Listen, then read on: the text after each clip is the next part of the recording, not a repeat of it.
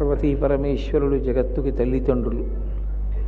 అటువంటి తల్లిదండ్రులైనటువంటి పార్వతీ పరమేశ్వరుల యొక్క వృత్తాంతంలో కళ్యాణ ఘట్టం అనేటటువంటిది అత్యంత ప్రాముఖ్యతని పొందినటువంటిది. ఏ కళ్యాణంలోనూ లేనటువంటి విధంగా పార్వతీ పరమేశ్వర కళ్యాణం అనేకమైనటువంటి మలుపులు తిరిగిపోతుంది. ఎవరెవరు భక్తితో తపస్సు చేసి అమ్మా నువ్వు మాకు కూతురు కావాలని కోరుకుంటున్నాం అని అన్నారో వాళ్ళందరికీ ఆమె కూతురైంది. కానీ ఎప్పుడూ ఆమె మాత్రం పరమశివునకే ఇల్లాలు. అటువంటి తల్లిని కుమార్తెగా పొందాలని ఒకనాడు దక్ష ప్రజాపతి కోరుకున్నాడు. దక్ష ప్రజాపతికి ఆమె కూతురుగా వచ్చింది. దక్షుణ్ణి నేను అనుగ్రహించాను అని చెప్పడానికి పేరు దాక్షాయణి అని ఉంచుకుంది. దక్షుని కుమార్తె కనుక దాక్షాయణి.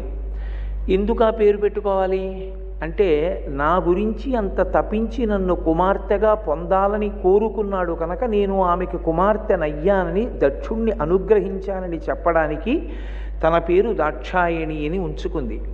ఎంతకాలం దాక్షాయణిగా ఉండడానికి అంగీకరించింది?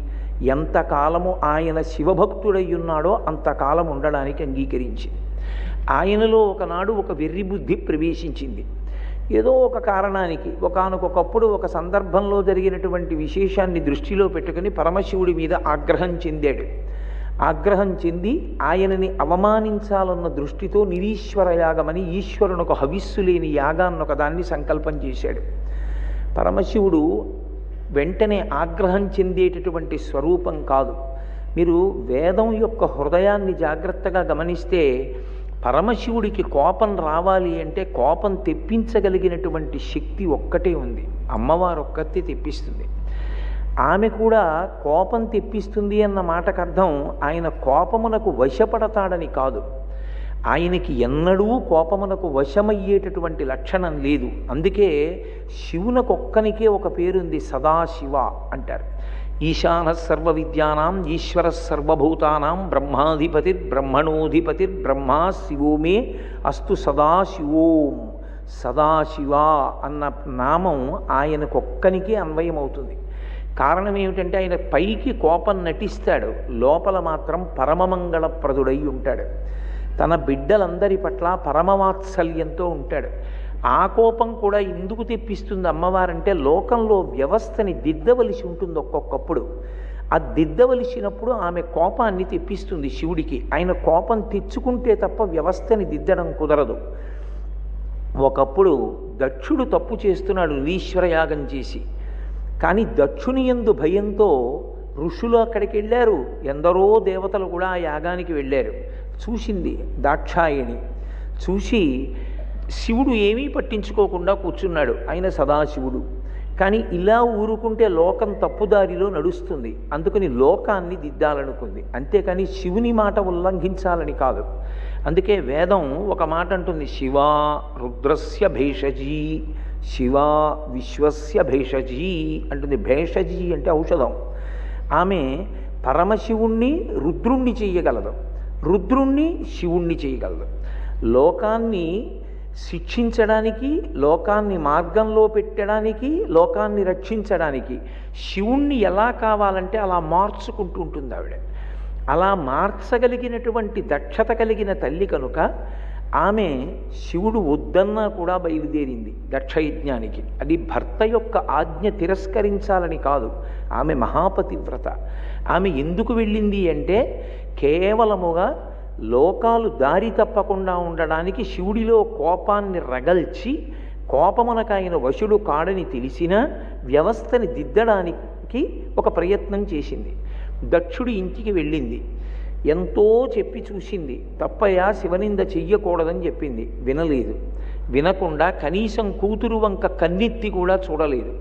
పరమశివుడి మీద ఉన్న ఆగ్రహం కూతురు మీద చూపించాడు. నువ్వు శివనింద చేశావు, శివుడి పట్ల ద్వేషంతో ఉన్నావు, కాబట్టి ఇక నేను నీ కూతురుగా ఉండడానికి ఇష్టపడను. ఏ చెవులతో శివనింద విన్నానో, ఏ నిన్ను అనుగ్రహించి నీకు కుమార్తెగా వచ్చి దాక్షాయణి అని పేరు పెట్టుకుని లోకంలో తిరుగుతున్నానో, ఆ పేరుతో ఇక నేను ఉండడానికి ఇష్టపడను. ఎందుకంటే నువ్వు నా భర్తని నిందించావు, నేను ఎక్కడైనా కనపడితే లోకం నన్ను దాక్షాయణి అని పిలుస్తుంది. ఇక నీ కుమార్తె అన్న పేరుతో ఉండడం నాకు ఇష్టం లేదు. అందుకని నరుడు అజ్ఞానమునన్ భుజించిన జుగుప్సంబైన యన్నంబు సయ్యన వెళ్ళించి పవిత్రుడైన గతి. ఏదో తెలియక అన్నం తినేశాడు. చిట్ట చివర అన్నం తింటుంటే అందులో చనిపోయిన బల్లి కనపడింది. అయ్యో మధురంగా ఉందని తిన్నానని కడుపులో ఉంచుకుంటాడా? వేలు పెట్టి బయటికి కక్కేస్తాడు. అలా ఒకనాడు నువ్వు పూజించావని కూతురునయ్యాను, ఇప్పుడు నువ్వు శివనింద చేశావు, ఇక నీకు కుమార్తెగా ఉండనని యోగాగ్ని యందు శరీరాన్ని విడిచిపెట్టింది. ఈ వార్త పరమశివుడికి తెలిసింది. ఆజ్యుండుగ్రుడు నీలకంఠుడి బదైచారాతి దష్టోష్టుడై ఆజ్యద్భౌరి ముగేంద్ర ఘోషమున భీమ ప్రక్రియన్ నవ్వుచున్ విద్యుద్వహ్ని శిఖాసముచ్చయ రుచిన్ వెల్గొందు చెంచజ్జటన్ సద్య క్రోధముతోడ పూంచి వైచన్ క్షమాచక్ర మధ్యంబునన్.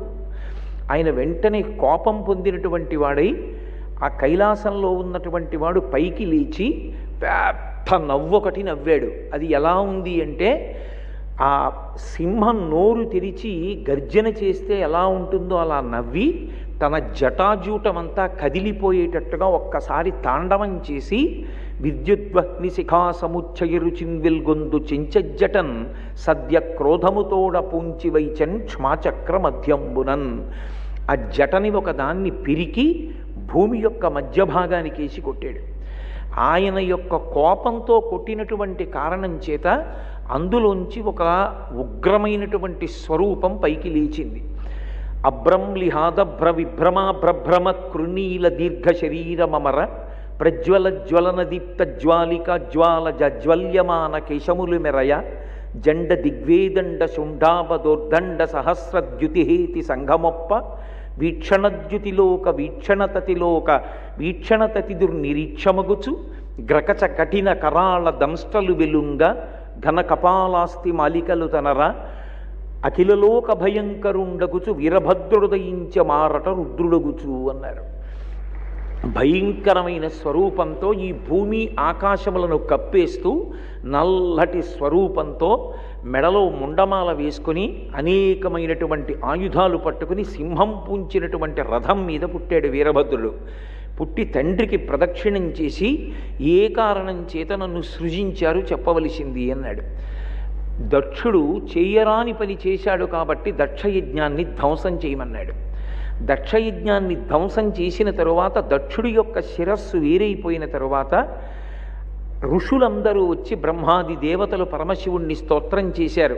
మీరు ఆగ్రహం చెందితే ఎలాగా అని. పరమప్రసన్నుడైనటువంటి పరమేశ్వరుడు లోకానికి బుద్ధి చెప్పి ఇటువంటి యాగాలు చెయ్యకూడదు అని లోకానికి మార్గనిర్దేశకత్వం చేసి మళ్ళీ ఆయన ఆ యజ్ఞం పూర్తి చెయ్యడం కోసమని దక్ష ప్రజాపతికి మేకతల అంటుకునేటట్టుగా చేసి పునరుజ్జీవితుణ్ణి చేసి యజ్ఞం పూర్తయ్యేటట్టుగా అనుగ్రహించాడు.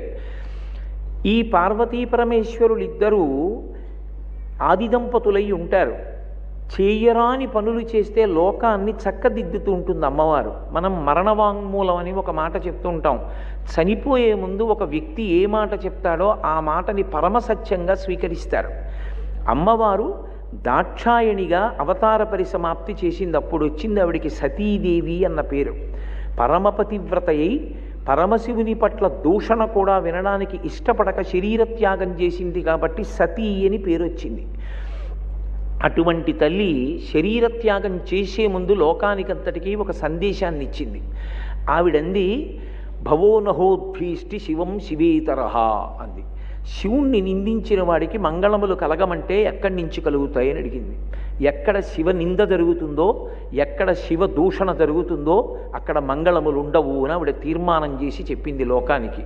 చెప్పి ఆమె అవతార పరిసమాప్తి చేసింది దాక్షాయిణిగా. ఆమె దాక్షాయిణిగా ఉండగా పరమశివునితో కలిసి క్రీడిస్తున్నప్పుడు హిమాలయ పర్వత పార్శ్వముల యందు విహరిస్తూ ఉండేది. అలా విహరిస్తున్నప్పుడు మేనకాదేవి చూసింది, హిమవంతుని భార్య.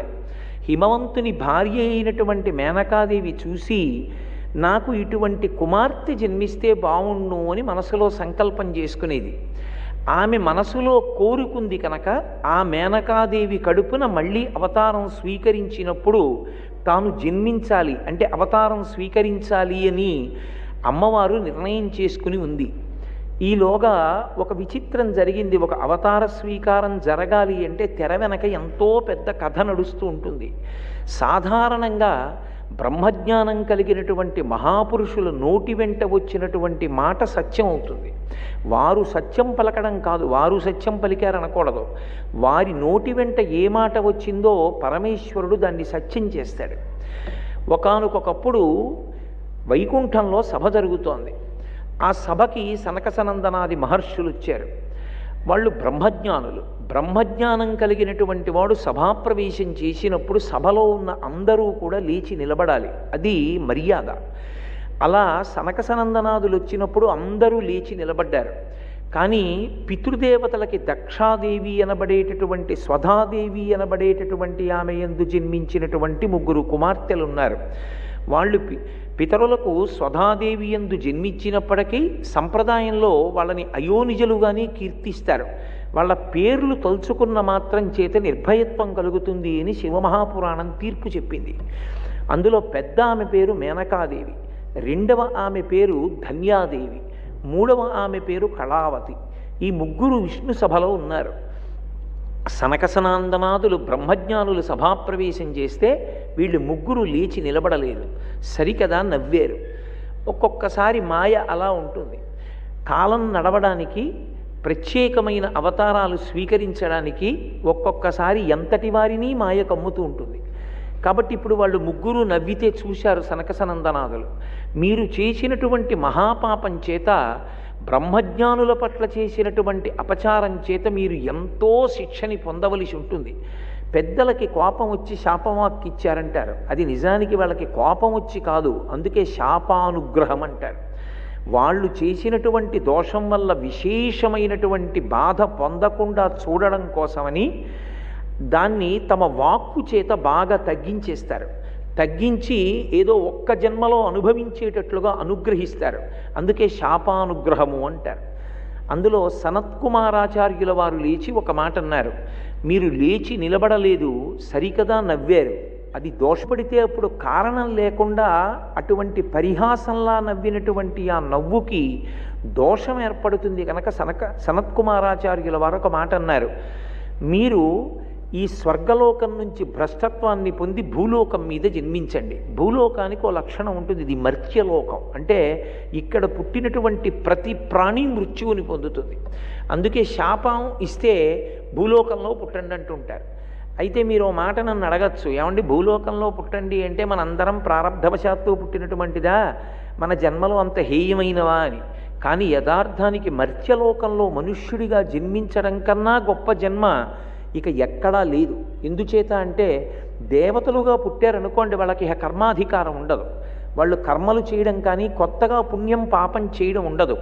ఎంతకాలం దేవతలుగా ఉంటారు అంటే చేసుకున్న పుణ్యం అయిపోయే వరకు ఉంటారు. క్షీణే పుణ్యే మృత్యలోకం విశంతి.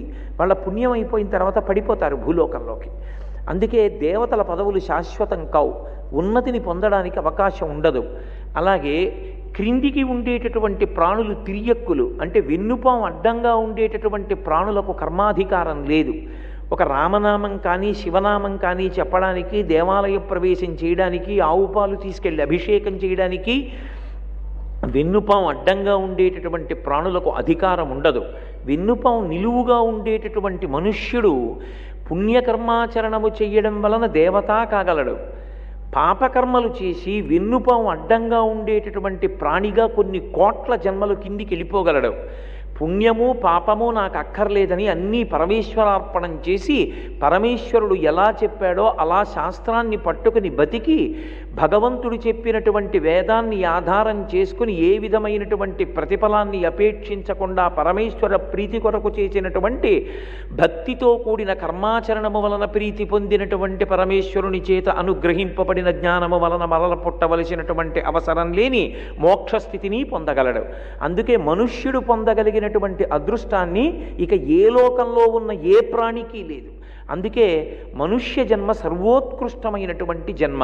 కానీ దీనికి ఉన్న ప్రమాదం ఏమిటంటే కర్మాచరణము సరిగా ఉండకపోతే, వేదము ప్రమాణముగా జీవించడం చేత కాకపోతే దాని వలన పాపము సంక్రమించి ఆ పాపము వలన మళ్ళీ కొన్ని కోట్ల జన్మలు వెళ్ళిపోతాడు. వెన్నుపాము అడ్డంగా ఉండేటటువంటి ప్రాణిగా ఒక్కసారి జారి వెళ్ళిపోతే ఇక మళ్ళీ ఎప్పటికి మనుష్య ఉపాధి వస్తుంది అంటే చెప్పడం ఎవరితరమూ కాదు. అందుకే మనుష్య ఉపాధి రావడం ఒకెత్తైతే మనుష్య ఉపాధిని సక్రమంగా వినియోగించుకోవడం అంత కష్టం. అందుకని వాళ్ళని మత్స్యలోకంలోకి వెళ్ళి పుట్టమంటే అక్కడ ఉండేటటువంటి మేనకాదేవి, ధన్యాదేవి, కళావతి ముగ్గురు కూడా సనకసనందనాదుల పాదముల మీద పడి వారు చేసినటువంటి అపరాధమునకు క్షమార్పణ ప్రార్థించారు. వెంటనే ఆగ్రహం చల్లారిపోయినటువంటి సనత్కుమారాచార్యుల వారు వారికి శాపావకాశం ఇస్తూ ఒక మాట అన్నారు. మీరు భూమి మీద పుడతారు, కానీ పెద్ద పిల్ల అయినటువంటి మేనకాదేవి అన్న పేరుతోనే భూలోకంలో పుడుతుంది. ఆమె హిమవంతునికి కుమార్తె అవుతుంది. హిమవంతునికి కుమార్తె అయిన కారణం చేత దాక్షాయణిగా శరీరం విడిచిపెట్టినటువంటి అమ్మవారు ఈ మేనకాదేవి కడుపున కూతురుగా పుట్టాలి అని సంకల్పం ఎందుకు చేస్తుంది అంటే శివునితో కలిసి హిమవత్ పర్వత పార్శ్వమునందు ఆమె తిరుగాడినప్పుడు అటువంటి కూతుర్ని పొందాలని ఈ మేనకాదేవి సంకల్పం చేస్తుంది. మనసులో కోరుకున్న కోరికని కూడా తెలుసుకుని ప్రతిస్పందించగలిగినటువంటి లక్షణం ఉన్నటువంటి కరుణామూర్తి అయిన పరదేవత ఈమె యొక్క కడుపున కూతురై పుడుతుంది. పరదేవతకి తల్లి అయిన కారణం చేత ఈమె మోక్షాధికారాన్ని పొందుతుంది. రెండవ పిల్ల అయినటువంటి ధన్యాదేవి జనక మహారాజు గారికి భార్య అవుతుంది. జనక మహారాజు గారికి భార్య అయిన కారణం చేత సీతాదేవికి తల్లి అయి సీతమ్మ తల్లిని కన్యాదానం చేస్తుంది. సీతమ్మని కన్యాదానం చేసిన కారణం చేత ధన్యాదేవికి వైకుంఠలోక ప్రాప్తి కలుగుతుంది. మూడవ పిల్ల అయినటువంటి కళావతి వృషభానుడు అనబడేటటువంటి ఒక వైశ్యునికి ఇల్లాలవుతుంది. ఆమె గోలోకంలో ఉండేటటువంటి రాధాదేవికి తల్లి అయి ఆ రాధాదేవి శ్రీకృష్ణ పరమాత్మకి ప్రియపత్ని అయినటువంటి కారణం చేత శాశ్వతమైనటువంటి గోలోకవాసాన్ని చివరిదైనటువంటి కళావతి పొందుతుంది అని ముగ్గురికి శాపావకాశాన్ని ప్రసాదించారు. ఇప్పుడు అమ్మవారు సతీదేవిగా శరీరాన్ని విడిచిపెట్టేసింది. పరమేశ్వరుడు ఎప్పుడూ ప్రశాంత చిత్తంతో ఉంటాడు. ఆయన పైకి లోక సంరక్షణ కొరకు కోపంగా ఉన్నట్టుగా కనపడతాడు, కోపం అణిగిపోయినట్టు కనపడతాడు తప్ప అసలు నిజానికి ఆయన ఎప్పుడూ కోపమునకు వశపడేవాడు కాడు.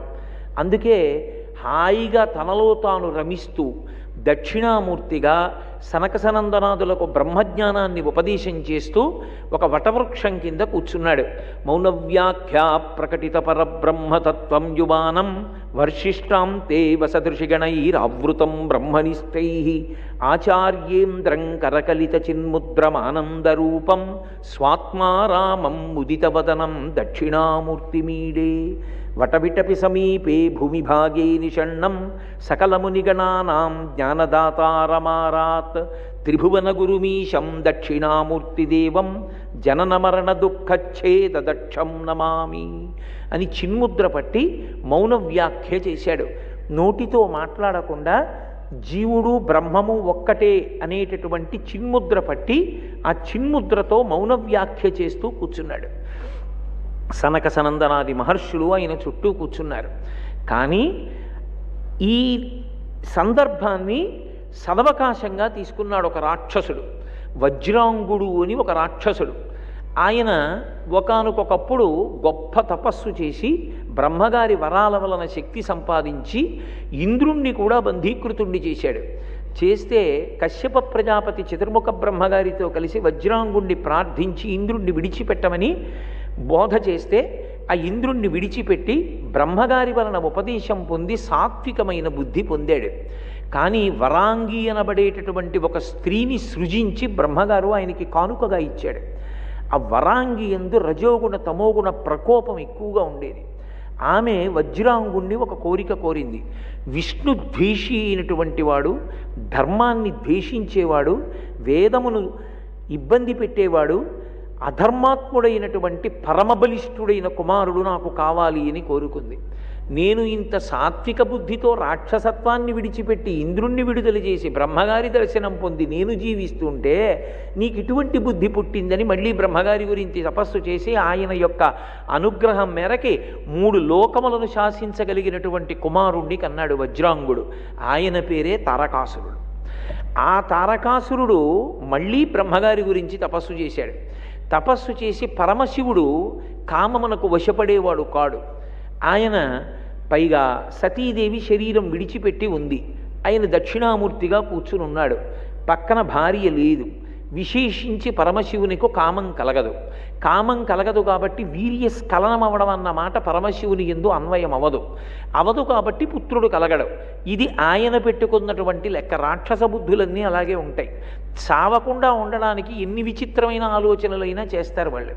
కాబట్టి ఆయన అన్నాడు బ్రహ్మగారితో, పరమశివునికి వీర్యస్ఖలనం కలిగి అది పార్వతీదేవి యందు చేరి ఆ ఉభయులకు కుమారుడు కలిగి దేవసేనకి అధిపతి అయి ఆ దేవసేనాధిపత్యం పొందినటువంటి పిల్లవాడు నా మీద బాణం వేస్తే అప్పుడు నేను మరణిస్తాను, వరమిమ్మన్నాడు. తథాస్తు అన్నాడు బ్రహ్మగారు. ఇప్పుడు సతీదేవి లేదు పక్కన, పరమశివుడు దక్షిణామూర్తిగా కూర్చుని ఉన్నాడు. కాబట్టి ఇంకా నాకు భయం ఎక్కడుంది, నాకు మృత్యువు ఎక్కడుంది? అసలు ఒక్కొక్కసారి అనిపిస్తుంది మృత్యు అనేటటువంటిది ఒకటి ఉంది కాబట్టి కనీసం పుణ్యకార్యాచరణంలో ఓ తొందర ఉంటుంది. మృత్యు అన్నదోటి ఉంది కాబట్టి ఓ భయం అన్నదోటి ఉంటుంది. దీని తరువాత లెక్కలు అడిగేవాడు ఉన్నాడు, ఎందుకైనా మంచిదో అగరత్తన్న వెలిగిద్దామని. అది కూడా లేదనుకోండి, అసలు ఎవడు నిగ్రహించగలడు? భగవంతుడు మనందరికన్నా తెలివైనవాడు. కాబట్టి ఇప్పుడు ఈ మృత్యువు లేదు, నాకు రాదు, ఎందుకంటే శివునకు కుమారుడు కలగడు అని నిర్ణయానికి వచ్చి ఆయన వెంటనే 3 లోకములను బాధించడం ప్రారంభం చేసి ఇంద్రుణ్ణి కూడా పదవీచ్యుతుణ్ణి చేశాడు. ఇక వాళ్ళు ఎప్పుడూ చేసే పని ఏమిటంటే దేవతలకి యజ్ఞం చేయకూడదు, యాగం చేయకూడదు, హవిస్సులు ఇవ్వకూడదు, వేదం చదవకూడదు, బ్రాహ్మణులు ఎక్కడా ఉండకూడదు, గోవుల్ని పూజించకూడదు, యజ్ఞయాగాదులు జరగకూడదు, అన్నిటినీ ధ్వంసం చేయడం, వాళ్ళ కంటికి ఏది నచ్చితే దాన్ని వారిదిగా అనుభవిస్తూ ఉండడం. దానికే రాక్షస బుద్ధి అంటారు. రాక్షస బుద్ధి అంటే పెద్ద విశేషమే ఉండదు, ఎక్కడున్నా ఇదే బుద్ధి ఉంటుంది రాక్షసులకు. కాబట్టి ఇప్పుడు తారకాసురుని వలన లోకములన్నీ బాధ పొందుతున్నాయి. ఈ లోకములు బాధ పొందుతున్నాయి కనుక మీరు ఎప్పుడూ ఒకటి గుర్తుపెట్టుకోండి, మనుష్యులు ఎక్కువ బాధపడితే వెంటనే బాధపడే వాళ్ళు ఎవరంటే దేవతలు. మనుష్యులు బాధపడితే దేవతలు బ్రహ్మగారిని ప్రార్థన చేస్తారు. అదేమిటండి, మనుష్యులకు బాధ కలిగితే ఎందుకు ఎడుతుంటారు దేవతలు అని అనుమానం రావచ్చు. ధర్మచక్రం ఒకటి ఉంటుంది. మనుష్యులు దేవతల్ని ప్రార్థన చేస్తే వర్షం కురిపిస్తారు. వర్షం కురిపిస్తే వర్షం పడిందని ఊరుకోకూడదు. సాధారణంగా మనం వరుణయాగాలన్నీ ఎప్పుడు చేస్తామంటే ఫిబ్రవరి, మార్చి, ఏప్రిల్ వచ్చిన తర్వాత చేస్తూ ఉంటాం. కానీ వేదం దాన్ని తిరస్కరించింది. వసంత ఋతువు ఎందు చేయమని చెప్పింది. వసంత ఋతువులో వరుణయాగం చెయ్యండి. ఎందుకనంటే ఇంకా వర్ష ఋతువు రాకముందే దేవతలకు హవిస్సులు ఇచ్చేయాలి. అది విధేయత. కట్టవలసినటువంటి తేదీ లోపల పన్ను కట్టేసిన వాడు బాధ్యత కలిగిన పౌరుడు, కర్తవ్యతానిష్ట ఉన్నవాడు. ఇంటికొచ్చి ఫ్యూజు లాగేసిన తర్వాత కట్టినటువంటిది మర్యాదతో కూడుకున్నది కాదు. కాబట్టి దేవతలకి ఇవ్వవలసిన హవిస్సు మనుష్యులు ఇవ్వాలి. హవిస్సుని దేవతలు పుచ్చుకొని వర్షం కురిపిస్తారు. వర్షం వలన మనకి భోగభాగ్యాలు వస్తాయి. మళ్ళీ మనం హవిస్సు దేవతలకు ఇవ్వాలి. మళ్ళీ దేవతలు వర్షం కురిపిస్తూ ఉంటారు. ఇది ధర్మచక్రం. ఇక్కడ ధర్మం నడవలేదనుకోండి, ఇక్కడ ధర్మం నడవనంత కాలం దేవతలు సంతోషాన్ని పొందరు. అందుకే అసలు వర్షం పడడానికి కారణం ఎక్కడుంటుంది అంటే ధర్మమునందు ఉంటుంది. ఎవరి ధర్మాన్ని వాళ్ళు పట్టుకున్నారనుకోండి, ఎవరు చెయ్యవలసిన ధర్మాన్ని వారు చేస్తూ ఉంటే దేవతలు ప్రీతి పొంది వర్షాన్ని కురిపిస్తారు. అంతేకాని చాలామంది అధర్మంలో ఉండి 3-4 వరుణయాగం చేస్తాను, మిగిలిన వాళ్ళందరూ బతకడానికి వర్షాలు ఇమ్మంటే దేవతలు కూడా కురిపిస్తారు. ఎలా కురిపిస్తారో చెప్పింది వేదం. ఉరుములతో, పిడుగులతో కూడుకున్న వాన కురిపిస్తారని చెప్పింది. సాత్విక వర్షం కుంభవృష్టిగా పడాలి అంటే వృష్టి అన్న పదాన్ని వాడింది వేదం.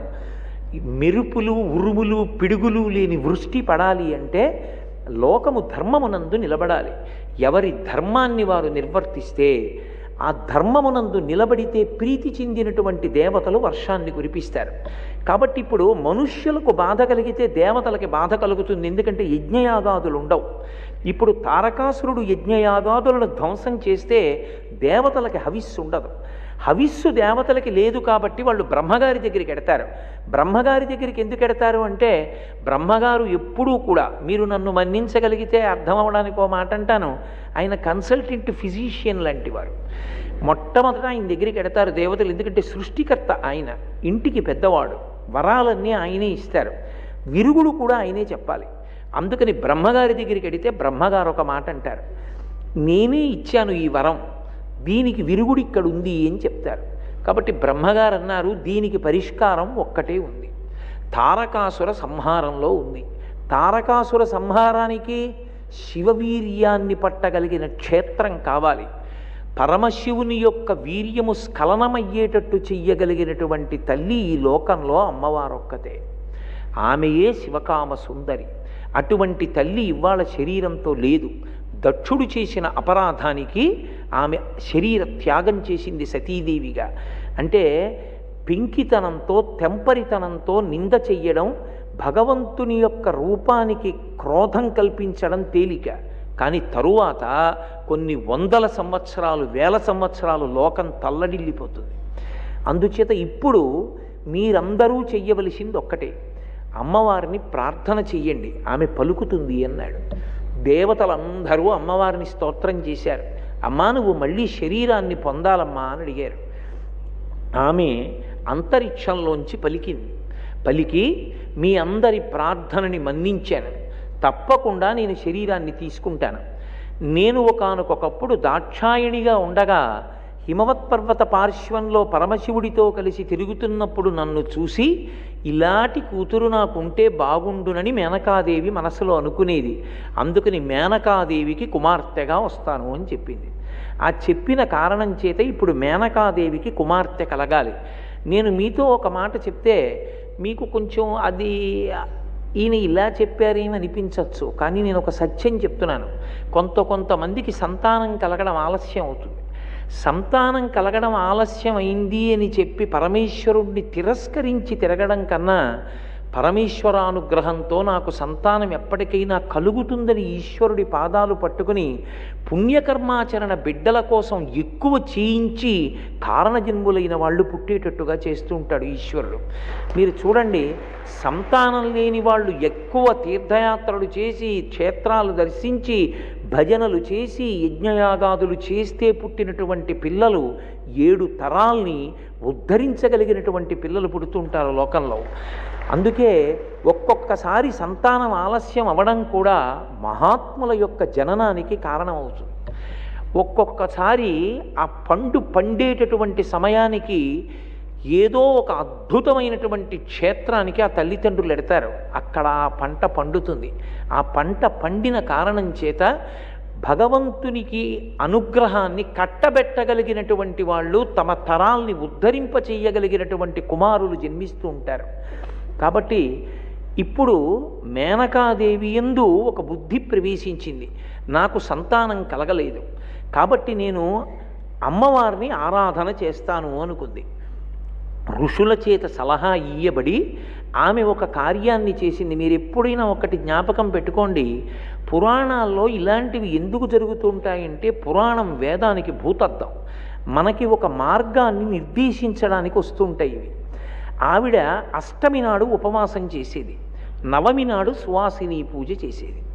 అష్టమి నాడు ఉపవాసం ఉండి నవమి నాడు సువాసిని పూజ చేస్తే, అలా పూజ ఎవరు చేశారో వారి యందు పరదేవత అనుగ్రహిస్తుంది. పరదేవత అనుగ్రహిస్తే పరమోత్కృష్టమైనటువంటి సంతానం ఆవిర్భవిస్తుంది. అందుకే ప్రతి అష్టమి నాడు ఉపవాసం ఉండి నవమి నాడు ఆమె సువాసిని పూజ చేసింది. అలా 27 సంవత్సరములు చేసింది మేనకాదేవి అని శివమహాపురాణంలో వ్యాసభగవానుడు చెప్పాడు. 27 సంవత్సరములు చేసిన తర్వాత అమ్మవారు ప్రత్యక్షమై నీకేం కావాలని అడిగింది. అడిగితే నాకు నువ్వే కూతురుగా కావాలంది. ఎందుకని, వెనక సనత్కుమారాచార్యుల వారి శాపానుగ్రహం ఉంది, ఆయన వాక్కు సత్యం అవ్వాలి. పెద్దల యొక్క మాట సత్యం చెయ్యడానికి పరమేశ్వరుడు ప్రయత్నం చేస్తాడు ఎప్పుడు. అందుకని అమ్మవారిని చూడగానే మేనకాదేవంది, నువ్వు నాకు కుమార్తెగా రావాలంది. అంటే నవ్వి తల్లి అంది, తప్పకుండా నీకు కుమార్తెగా జన్మిస్తాను, కానీ నేను చాలా ఇంకా బిడ్డలు కావాలా అని అడిగింది. 9 పుత్రులు కావాలని అడిగింది. నాకన్నా ముందు నీకు కొడుకు పుడతాడు, కొడుకు తర్వాత నేను పుడతానంది. మొట్టమొదట పుట్టినటువంటి వాడు మైనాకుడు. అమ్మవారి అనుగ్రహంతో పుట్టాడు కాబట్టే మైనాక పర్వతం అంత గొప్ప పర్వతం అయింది. హిమవత్ పర్వతం యొక్క పెద్ద కొడుకు మైనాక పర్వతం. ఆ తరువాత అమ్మవారు జన్మించి, అమ్మవారు అవతార స్వీకారం చేసి చిన్న ఆడపిల్లగా వాళ్ళ ఇంట పుట్టింది. పుట్టినప్పుడు ఆ పిల్లని చూడ్డానికి నారదుడు వచ్చాడు. ఆ పిల్ల నల్లగా ఉంది. నల్లగా ఉండడానికి కారణం ఆమె నారాయణుని చెల్లెలు. వాళ్ళిద్దరూ ఎప్పుడు పుట్టినా ఒక్కసారే పుడతారు. అందుకే చైత్రశుక్ల నవమి శ్రీరామనవమి. చైత్రశుక్ల నవమి మధ్యాహ్నం 12 గంటలకి రామచంద్రమూర్తి ఆవిర్భవిస్తే చైత్రశుక్ల నవమి నాడే పార్వతీదేవి కూడా జన్మించింది అని శివమహాపురాణంలో వ్రాయబడింది. అంటే ఇద్దరూ ఎప్పుడూ ఒక్కసారే పుడుతూ ఉంటారు. కృష్ణావతారంలో శ్రావణ మాసంలో వచ్చేటటువంటి బహుళపక్ష అష్టమి అర్ధరాత్రి 12 గంటలకి కృష్ణావతారం వస్తే అదే సమయానికి యోగమాయ అన్న పేరుతో అమ్మవారు నందవ్రజంలో యశోదా నందులకు కుమార్తెగా జన్మించింది. ఇద్దరు అన్నా చెల్లెళ్ళుగా ఒకే తల్లిదండ్రులకి, ఏ తల్లిదండ్రులు విష్ణువుని కుమారుడుగా పెంచుతారో ఆ తల్లిదండ్రులకే అమ్మవారు కూతురుగా వస్తుంది. అందుకే నారాయణ నారాయణి వాళ్ళిద్దరి పేర్లు. మీరు చూడండి, పార్వతీ పరమేశ్వరుల పేర్లు కూడా వేరుగా ఉండవు. శివ శివా, భవ భవాని, భర్గ భార్గవి, హంస హంసిని అలా ఉంటాయి. కానీ నారాయణ నారాయణి భార్యాభర్తలు కారు, అన్నా చెల్లెళ్ళు. నారాయణ విష్ణువు, నారాయణి పార్వతీదేవి. నారాయణ నల్లగా ఉంటాడు, నారాయణి నల్లగా ఉంటుంది. నారాయణ ప్రతిజ్ఞ పరిత్రాణాయ సాధూనాం వినాశాయ చ దుష్కృతాం ధర్మ సంస్థాపనార్థాయ సంభవామి యుగే యుగే. నారాయణి ప్రతిజ్ఞ దేవీ భాగవతంలో యదా యదా హి సాధూనాం దుఃఖం భవతి దానవ తదా తేషాంచ రక్షార్థం దేహం సంధారయామ్యహం. సంస్కృత భాషలో మాటలు మారుతాయి, ఇద్దరిది ఒకటే అర్థం, ఒకటే ప్రతిజ్ఞ. అందుకే నారాయణ నారాయణి అన్నా చెల్లెళ్ళు. అన్నా చెల్లెళ్ళైన కారణం చేత ఇద్దరి యొక్క రంగులు కూడా ఒక్కటే ఉంటాయి. ఇద్దరూ అవతార స్వీకారం చేస్తారు, ఇద్దరూ రాక్షస సంహారం చేస్తారు, ఇద్దరూ భక్తుల్ని ఆదుకుంటారు, ఇద్దరూ లోకాన్ని నిలబెడతారు, ఇద్దరూ అలంకార ప్రియత్వాన్ని పొంది ఉంటారు. అమ్మవారు అలంకార ప్రియురాలు, విష్ణువు అలంకార ప్రియుడు. ఎప్పుడూ కదలకుండా తనలో తాను రమిస్తూ కూర్చునేటటువంటి పరమేశ్వరుడు అభిషేక ప్రియుడు. కాబట్టి ఆ నారాయణి కనుక నల్లని రంగుతో పుట్టింది. తత్వాన్ని తెలుసుకోగలిగిన వాడెవరు? నారద మహర్షి ఒక్కడే, మహానుభావుడు. అందుకే ఆయన వచ్చి కాళీ అని పేరుంచాడు. నల్ల పిల్ల, నల్లగా పుట్టిన పిల్ల కాబట్టి ఈ పిల్లకి కాళీ అని పేరుంచుతున్నాను కాదు. కదలికలన్నీ అమ్మవారు. ఎప్పుడూ మీరు జాగ్రత్తగా జ్ఞాపకం పెట్టుకోవాలి. కదలికలన్నీ అమ్మవారు అని చెప్తారు. కదలిక లేదనుకోండి, శక్తి ఆగిపోయిందనుకోండి, కదలిక లేకుండా ప్రమాదం వచ్చిందని గుర్తు. ఆమె శక్తి స్వరూపము ఆదిపరాశక్తి అని గుర్తించినటువంటి నారదుడు ఆమెకి కాళీ అని నామకరణం చేశాడు. బాహ్యంలో ఇంత తత్వం చెప్పడం ఎందుకు, అందుకని నల్ల పిల్ల కదూ కాళీ అని పేరు పెట్టారన్నాడు. పరమ సంతోషపడ్డారు. కానీ కించిత్ బాధ ఉంటుంది కదూ, ఏమిటో నల్లపిల్ల అని కాళీ అని పేరు పెట్టాడు నారదుడు అని. అందులో తల్లి మనసు విలవిల్లాడిపోతుంది. బాగా ఇంత తెలిపేమిటన్నా బెంగే, ఏమిటి ఇంత నల్ల పిల్లన్నా బెంగే తల్లికి. అబ్బాయి ఎంత బాగుందో పిల్ల అంటే మాత్రం మురిచిపోతుంది. కాబట్టి ఆయన అన్నాడు, కాదులే ఈ పిల్ల గౌరీ అవుతుంది ఒకప్పుడు అన్నాడు. పరమశివుడి హృదయాన్ని గెలుచుకుంటుంది, అందుకని గౌరీ అని పేరు పొందుతుంది అన్నాడు. సంతోషపడిపోయారు తల్లిదండ్రులు ఇద్దరు. ఆ పిల్ల పుట్టి, చిన్న పిల్ల ఆ పాకుతూ తప్పటడుగు లేస్తూ ఇంట్లో నడుస్తుంటే హిమవంతుడు పొంగిపోయాట.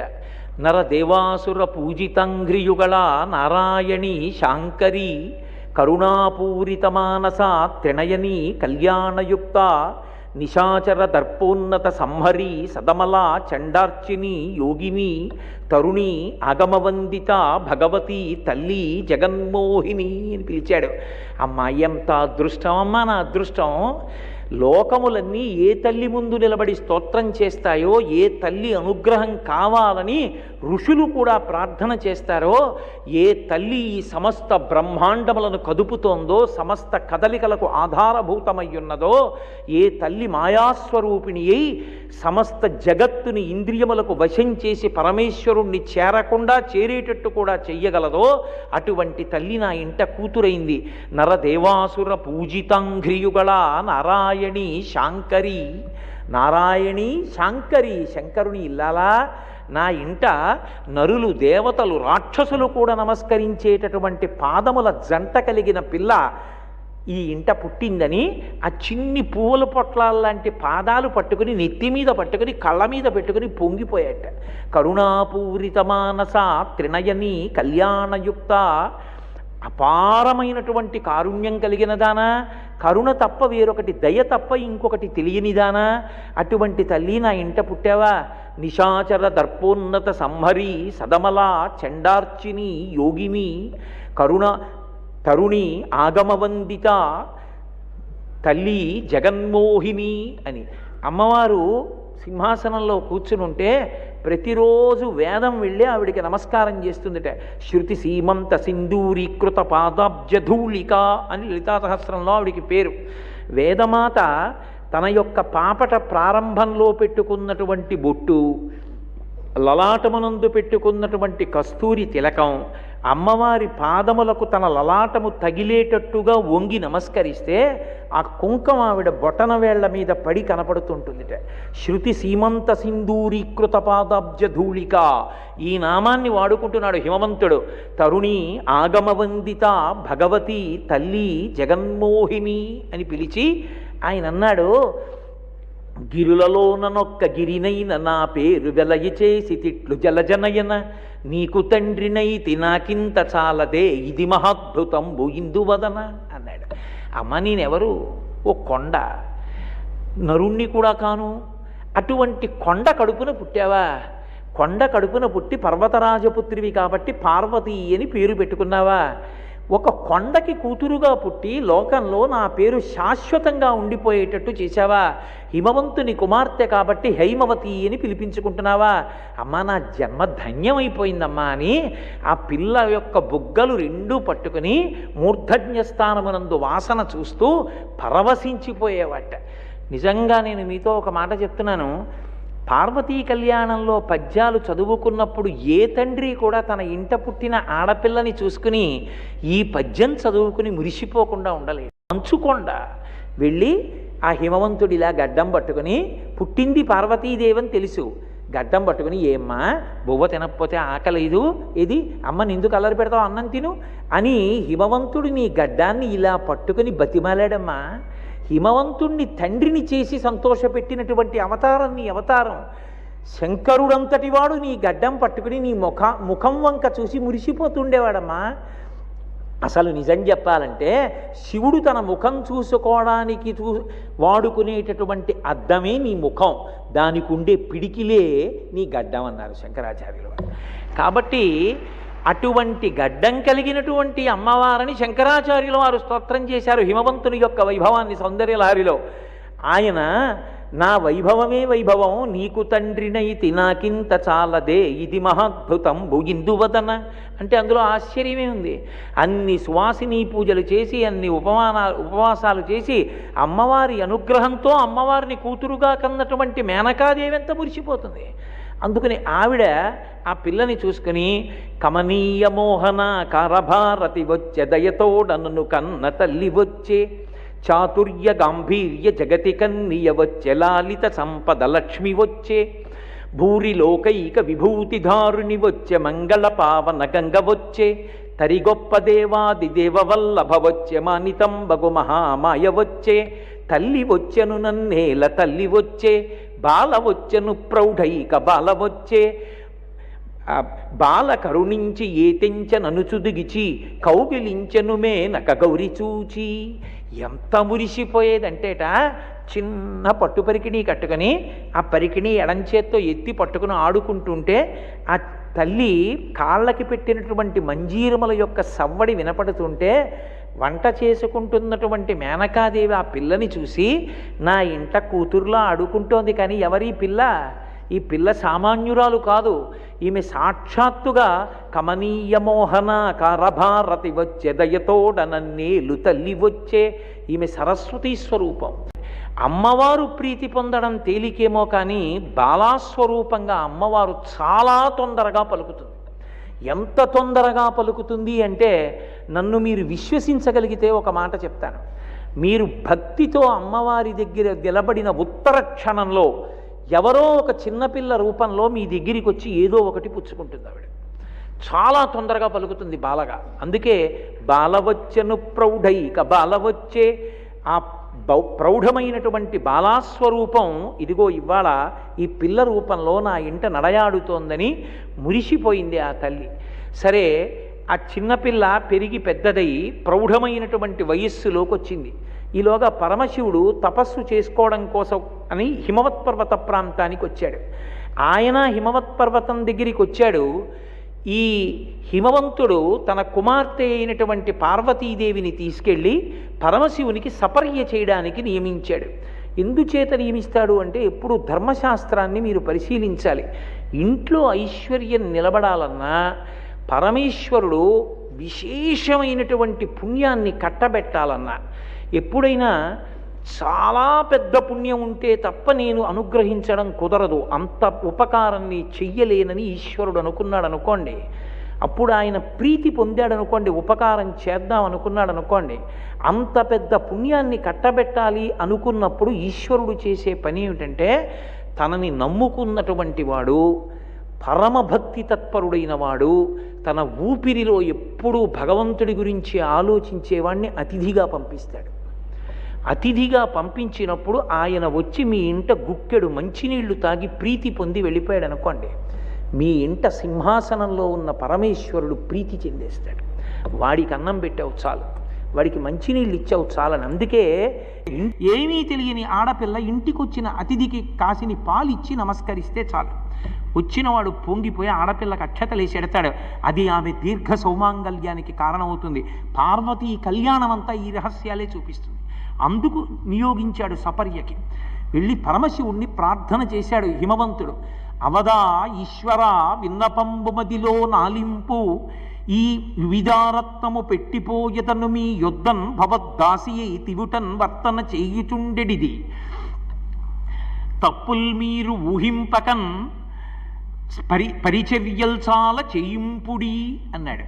అవదా ఈశ్వర విన్నపంబు మదిలో ఆలింపు, మదిలో ఆలోచించు, మనసులో ఆలోచించవయ్యా, పైకి చెవితో విను అనకు. నా హృదయం ఏమిటో అర్థం చేసుకో.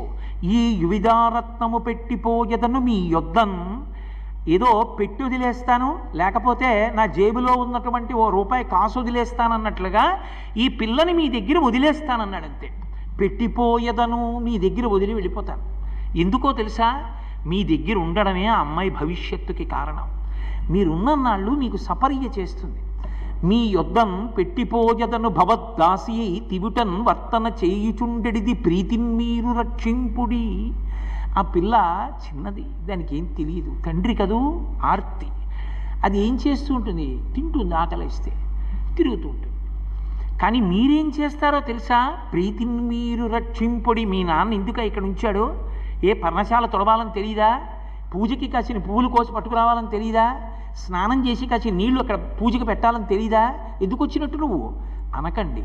దానికి ఏం తెలియదని నేనే మీకు చెప్పుకుంటున్నాను. ఈ మాటలు ఎక్కడొస్తాయో తెలుసా? దీనికి సాహిత్య ప్రవేశం ఉండక్కర్లేదు. ఆర్తి పొంగిన నాడు ప్రతి తండ్రి కంఠంలోంచి వస్తాయి. అష్టవర్షేద్ భవేత్ కన్యా అంటూ పాలు చేతులకి రాసి అత్తగారికి, మామగారికి, భర్తకి ఆడపిల్లని అప్పజెప్పేశాక ఇంత గంభీరమైన పురుషుడు గదిలోకి వెళ్ళి తలుపులు వేసుకుని బావురుమంటాడు. అల్లుణ్ణి పక్క గదిలోకి తీసుకెళ్ళి కూతురు బలం మాట్లాడు, కూతురు బలహీనత మాట్లాడతాడు. దానికి ఏం తెలియదయ్యా, ఎక్కువ మాట్లాడేస్తుంది, దాచుకోవడం రాదు, ఉన్నమాట అంటుంది. ఎప్పుడైనా మీ అమ్మగారు నాన్నగారు మీ అన్నయ్య వాళ్ళు నొచ్చుకుంటారేమో కడుపులో పెట్టుకోసుమా. ఎప్పుడైనా దాన్ని దెబ్బలాడే ముందు అది చేసిన తప్పుని చూసినప్పుడు నన్ను గుర్తు తెచ్చుకో, నా ముఖం గుర్తు తెచ్చుకోయే, తొందరపడి దండించకుసుమా, నీకు ఇచ్చానని బతుకుతాను నేనంటాడు. తండ్రి గుండెల్లోంచి వచ్చేటటువంటి మాటలు, ఆమె జీవిత అభ్యున్నతి కొరకు మాట్లాడినటువంటి హిమవంతుడు ఎంత గొప్పగా మాట్లాడాడో చూడు. అవదా ఈశ్వర విన్నపంబు మదిలో నాలింపు, ఈ యువిదారత్నము పెట్టిపోయదను మీ యొద్దన్, భవద్దాసియై తివుటన్ వర్తన చేయుచుండెడిది ప్రీతిన్ మీరు రక్షింపుడి, అవిరోధంబున నీల పెట్టి పరిచర్యల్ చాలా చేయింపుడి. నేనేమైనా అనుకుంటానేమో, పిల్ల ఏమైనా అనుకుంటుందేమో అని అనుకోవద్దు. ఇక్కడ ఉండడం అది ఆడుకోవడానికి తినడానికి కాదు, మీ మనసు రంజిల్లేటట్టు పరిచర్య చెయ్యాలి. మీరు శాసించండి. పాప కాసిన పువ్వులు కోసి తెచ్చి ఎక్కడ పెట్టమ్మా అనండి, కాస్త స్నానం చేసి మಣ್ಣీళ్ళు తెచ్చి ఎక్కడ పెట్టు అనండి. నేను పూజ చేసుకుంటాను, నువ్వు ప్రతిరోజు 5 అయ్యేటప్పటికి ఇక్కడ తుడిచేసి కాస్త ముగ్గేసి ఓ పీట అయ్యాలి సుమా అని చెప్పండి. పరిచర్యలు చాలా చేయింపుడి, ఈమెతో పని చేయించండి. ఎందుకని? మీకు చేసినది ఏది ఉందో, మీరు తృప్తి పొందినది ఏది ఉందో అది పరమేశ్వరుడి తృప్తి. పరమేశ్వరుడు తృప్తి పొందుతాడో లేదో భక్తి యందు నాకు తెలియదు, ఆడపిల్ల కర్మాధికారం ఏది. కానీ మీరు తృప్తి పొంది ఈ పిల్ల బ్రతుకు బాగుండాలని ఒక్క మాట అంటే ఇక నా కూతురు గురించి నేను చూసుకోక్కర్లేదు. కాబట్టి మీరు ఆ పిల్లతో సేవ చేయించుకోండి. చాలా సంతోషించాడు శివుడు. ఆయన కామమోహితుడు కాడు, ఆయనకి తెలుసు తన ఇల్లాలేనని, ఆమెకి తెలుసు తన భర్తేనని. కానీ పార్వతీ కళ్యాణం అంత గుంభరంగా ఉంటుంది. శాస్త్రం శాస్త్రమే.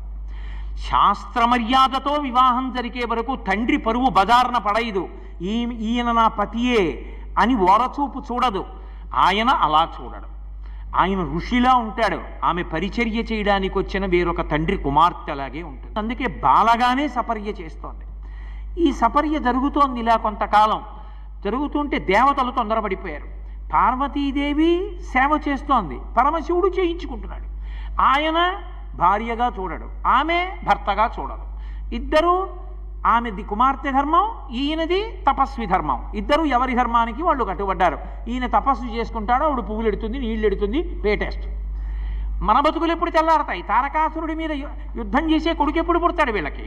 వాడు ఎప్పుడు సర్వసైన్యాధిపత్యం వహిస్తాడు? ఇది వీళ్ళ తొందర. అందుకని దేవతలందరూ కలిసి మళ్ళీ బ్రహ్మగారి దగ్గరికి వెళ్ళి ప్రార్థన చేశారు. అయ్యా వీళ్ళకి ఎప్పుడు కొడుకు పుడతాడని అడిగారు. ఎప్పుడు కొడుకు పుడతాడని నన్ను అడుగుతారేమిట్రా? పరమశివుడికి ఎప్పుడు పార్వతీదేవి యందు అనురక్తి కలిగితే అప్పుడు పుడతాడన్నారు. ఇంద్రుడు కించిత్ దోషభూయిష్టమైన ఆలోచన చేశాడు. తండ్రి దగ్గర మాట్లాడేటటువంటి కొడుకు తండ్రి దగ్గర మాట్లాడడానికి యోగ్యమైనవి మాట్లాడాలి తప్ప అదుపు తప్పి మాట్లాడకూడదు. తండ్రి గౌరవం తండ్రి.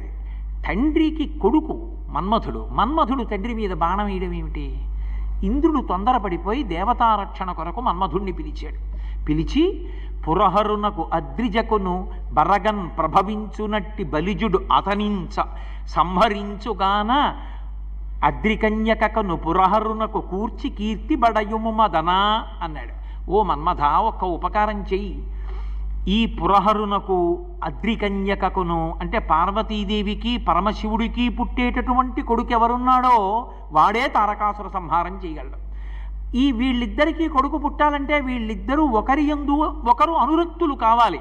అందుకని నువ్వు వెళ్ళి పుష్పబాణాలు వేయి. నీ బాణాలు వేస్తే మన్మథ బాణాలు తగిలితే అనురక్తి కలుగుతుంది. ఆమె యందు భార్యా దృష్టితో చూస్తాడు. చూస్తే వాళ్ళిద్దరికీ ఓ కొడుకు పుడతాడు. మనం గబగబా తీసుకొచ్చి వాడికి శాస్త్రాలు చెప్పి పెద్ద చేసి సన్యాధిపత్యం ఇచ్చేస్తే వాడు బాణం వేసేస్తే తారకాసురుడు చచ్చిపోతే మనందరం హాయిగా ఉంటాం. కాబట్టి ఇప్పుడు ఇంద్రుడి ప్రణాళిక ఇది. అందుకని మన్మధుడిని పిలిచి బాణం వేయమన్నాడు. బాణం వేయమంటే పాపం చాలా చోట్ల ఏదో మన్మధుడు వెళ్ళిపోయాడు బాణం వేయించాడంటారు. అలా ఏం వేయలేదే. ఆయన చాలా భయపడిపోయాడు. ఇదేమిటయా నన్ను పిలిచి పరమశివుడి దగ్గరికి వెళ్ళి బాణం వేయమంటావేమిటి? ఇది ఏమైనా సాధ్యమయ్యేటటువంటి పనే? పుండరీకాక్షుని పుత్రుండనయ్యుండి ఇభచర్మధరుపైకి ఎట్లు పోదు, పోయిన అద్దేవు భూరి ప్రతాపాగ్ని నిరయంగనా తేజమెందు నిలతు, నిలచిన పరమేశు మూర్తిని కనుగొని వెదిరి విజృంభించి ఎట్లు ఒత్తు, బొచ్చిన మా తండ్రి వావిరి కోపించి ఏ చూచునో అనచు వెర్రతు, వెరతునయ్య ఎన్ని విధముల చెప్పిన కొలది కాదు నా కగోచరంబు, నిక్కమివిధంబు నీయాన దేవేంద్ర మృగకులేషు నోర్వమృగము వశమే అన్నాడు. ఎంత శివకేశవ అన్యోన్యతని చెప్పారో ఈ పద్యంలో. పుండరీకాక్షుని పుత్రుండనయ్యుండి ఇభచర్మధరుపైకి ఎట్లు పోదు. నేనేమో విష్ణువు యొక్క కుమారుణ్ణి, మన్మధుడు శ్రీ మహావిష్ణువు యొక్క కొడుకు. నేను విష్ణువు యొక్క కొడుకుని. మా నాన్నగారికేమో పరమశివుడంటే మహాప్రీతి. అంత మహాప్రీతి, పైగా లౌకికంగా చూస్తే బంధుత్వం, బావమరిది బతకగోరుతాడంటారు. నారాయణికి అన్నగారు, నారాయణి పరమశివుని ఇల్లాలు అయినప్పుడు శ్రీ మహావిష్ణువు బావగారు అవుతారు. ఎలా వాళ్ళిద్దరి మధ్య యుద్ధం సంభవిస్తుంది? పరమశివుడి మీదకి వెళ్ళి నేను బాణం వేయడం ఏమిటి? అందుకని పుండరీకాక్షుని పుత్రుండనయ్యుండి ఇభచర్మధరుపైకి ఎట్లు పోదు. పోయిన అద్దేవు భూరి ప్రతాపాగ్నిమెరయంగనా తేజమిందు నిలతు. ఒకవేళ వెళ్ళానయ్యా, పరమశివుడు విజృంభించి లేచి నిలబడి ఒక్కసారి రౌద్రంతో చూశాడనుకో, యజుర్వేదం అంతటిది రెండు చేతులు ఎత్తేసి నమస్తే రుద్రమన్యవతోత ఇషవే నమః అంది. నేనంతటి వాణ్ణి, ఆయనతో యుద్ధం చేయనా? ఒకవేళ యుద్ధం చేయడానికి ప్రయత్నం చేశాననుకో, ఆ పరమేశ్వమూర్తిని కనుగొని ఎదురు విజృంభించి ఎట్లు ఒత్తు. అసలు పరమేశ్వరుడితో నేను ఎదురు విజృంభించి యుద్ధం చేసి నా బతుక్కి వెనక్కి తిరిగి రావడమా? ఒకవేళ వచ్చానయ్యా, పరమశివుడి మీద మన్మథబాణం వేసేశాను, పార్వతీదేవితో సమాగమం సిద్ధించింది. ఇంటికి రాగానే వీధిలో నిలబడి చేతులు కట్టుకుని మా నాన్నగారు ఇలా చూస్తారు, ఏమిట్రా శివుడి మీద పుష్పబాణాలు వేసి వచ్చావా? ఇదే నువ్వు చేయవలసిన పని? నీకు బుద్ధుందిరా? పెద్దవాడైన కొడుకు లాంటి వాడివి తండ్రి మీద పుష్పబాణాలు వేస్తావా? ఎంత తప్పురా అని చూడడు. ఒకవేళ నేను తిరిగి వస్తే వావిరి కోపించి మా తండ్రి ఏ చూచునో అనచు వెర్రతునయ్య ఎన్ని విధముల చెప్పిన కొలది కాదు నాక గోచరంబు. ఇదేదో చిన్న పనిలా నాకు కనపట్టలేదు, చాలా పెద్ద పనే చెప్పేశావు నువ్వు. ఇదేదో ప్రాణాంతకం అవుతుంది సుమా, ఇలాంటి పని నాకు చెప్తున్నావేమిటయ్యో అని. మృగకులేషు నోర్వమృగము వశమే. ఎక్కడైనా ఓ లేడీ వెళ్ళి సింహాన్ని చంపొస్తుందయా? సాధ్యమై ఓడించగలదా? ఎందుకయ్యా నాకు ఇలాంటి పని చెప్తావు? చెప్పకన్నాడు. అంటే ఇంద్రుడు అన్నాడు, పొందుగాని పనికి పొమ్మందునే నిన్ను ఇంతరచ్చయే లయిట్టి పనికి. దర్పచిత్తుడైన తారకాసురు చేతి బాధమాన్పి కీర్తి బడయుమయ్య. ఎందుకయ్యా ఇంత అలిగి ఇంత పెద్ద గొడవ చేస్తావు? నువ్వేం చేయలేని పనేం కాదు, నీకు ఇచ్చిన అధికారమే. చేతిలో 5 పుష్పబాణాలు ఉన్నాయి, చక్కగా వెళ్ళు ఓ బాణం వేసావంటే ఎవడు బాణం వేశాడని చూస్తాడేమిటి? పక్కనే ఉన్న పార్వతీదేవి మీద అనురక్తి కలుగుతుంది, ఆవిడితో సంతోషంగా తిరుగుతాడు, కొడుకు పుడతాడు. అంతేకాని నిన్నెవరు పట్టించుకుంటాడు ఓసారి బాణం పడిపోయాక? అందుకని హాయిగా వెళ్ళి ఈ పని చేసిరా. పైగా నిన్ను ఎంత కీర్తిస్తారో తెలుసా దేవతలు? తారకాసుర సంహారం చేయడానికి బాణం వేశావని నీకు రేపు పొద్దున్న పౌరు సన్మానం చేస్తారు. కాబట్టి వెళ్ళు, నా మాట వినాలి. పాపం చాలా దిగులుగా ముఖం పెట్టుకుని వెంటనే వెళ్ళిపోలేదు, ఇంటికి వెళ్ళాడు. ఇంటికి వెళ్ళి రతీదేవితో చెప్పాడు, ఇలా వెళ్ళమంటున్నాడు పరమశివుడి మీద బాణం వేయమంటున్నాడు, ఏమిటో వెళ్ళవచ్చంటావా అన్నాడు. ఆవిడంది, ఏమని చెప్పవచ్చు, అతటెంతటి వాడని పల్కవచ్చు.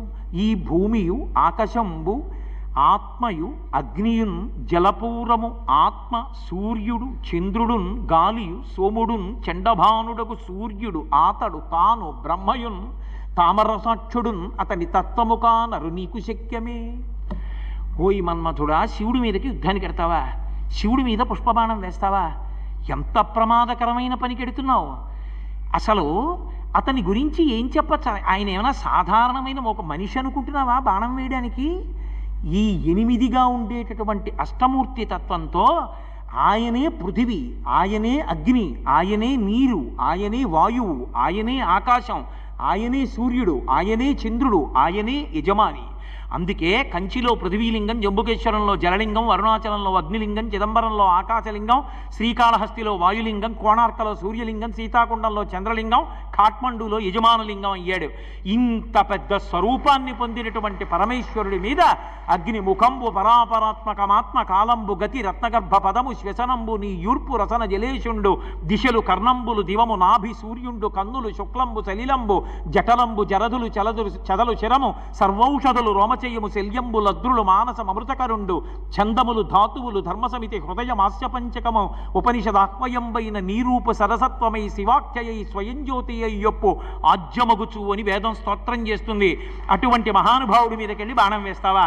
ఏమని చెప్పవచ్చు, అతడెంతటి వాడని పల్కవచ్చు. ఈ భూమియు ఆకాశంబు జలపూరము ఆత్మ అగ్నియున్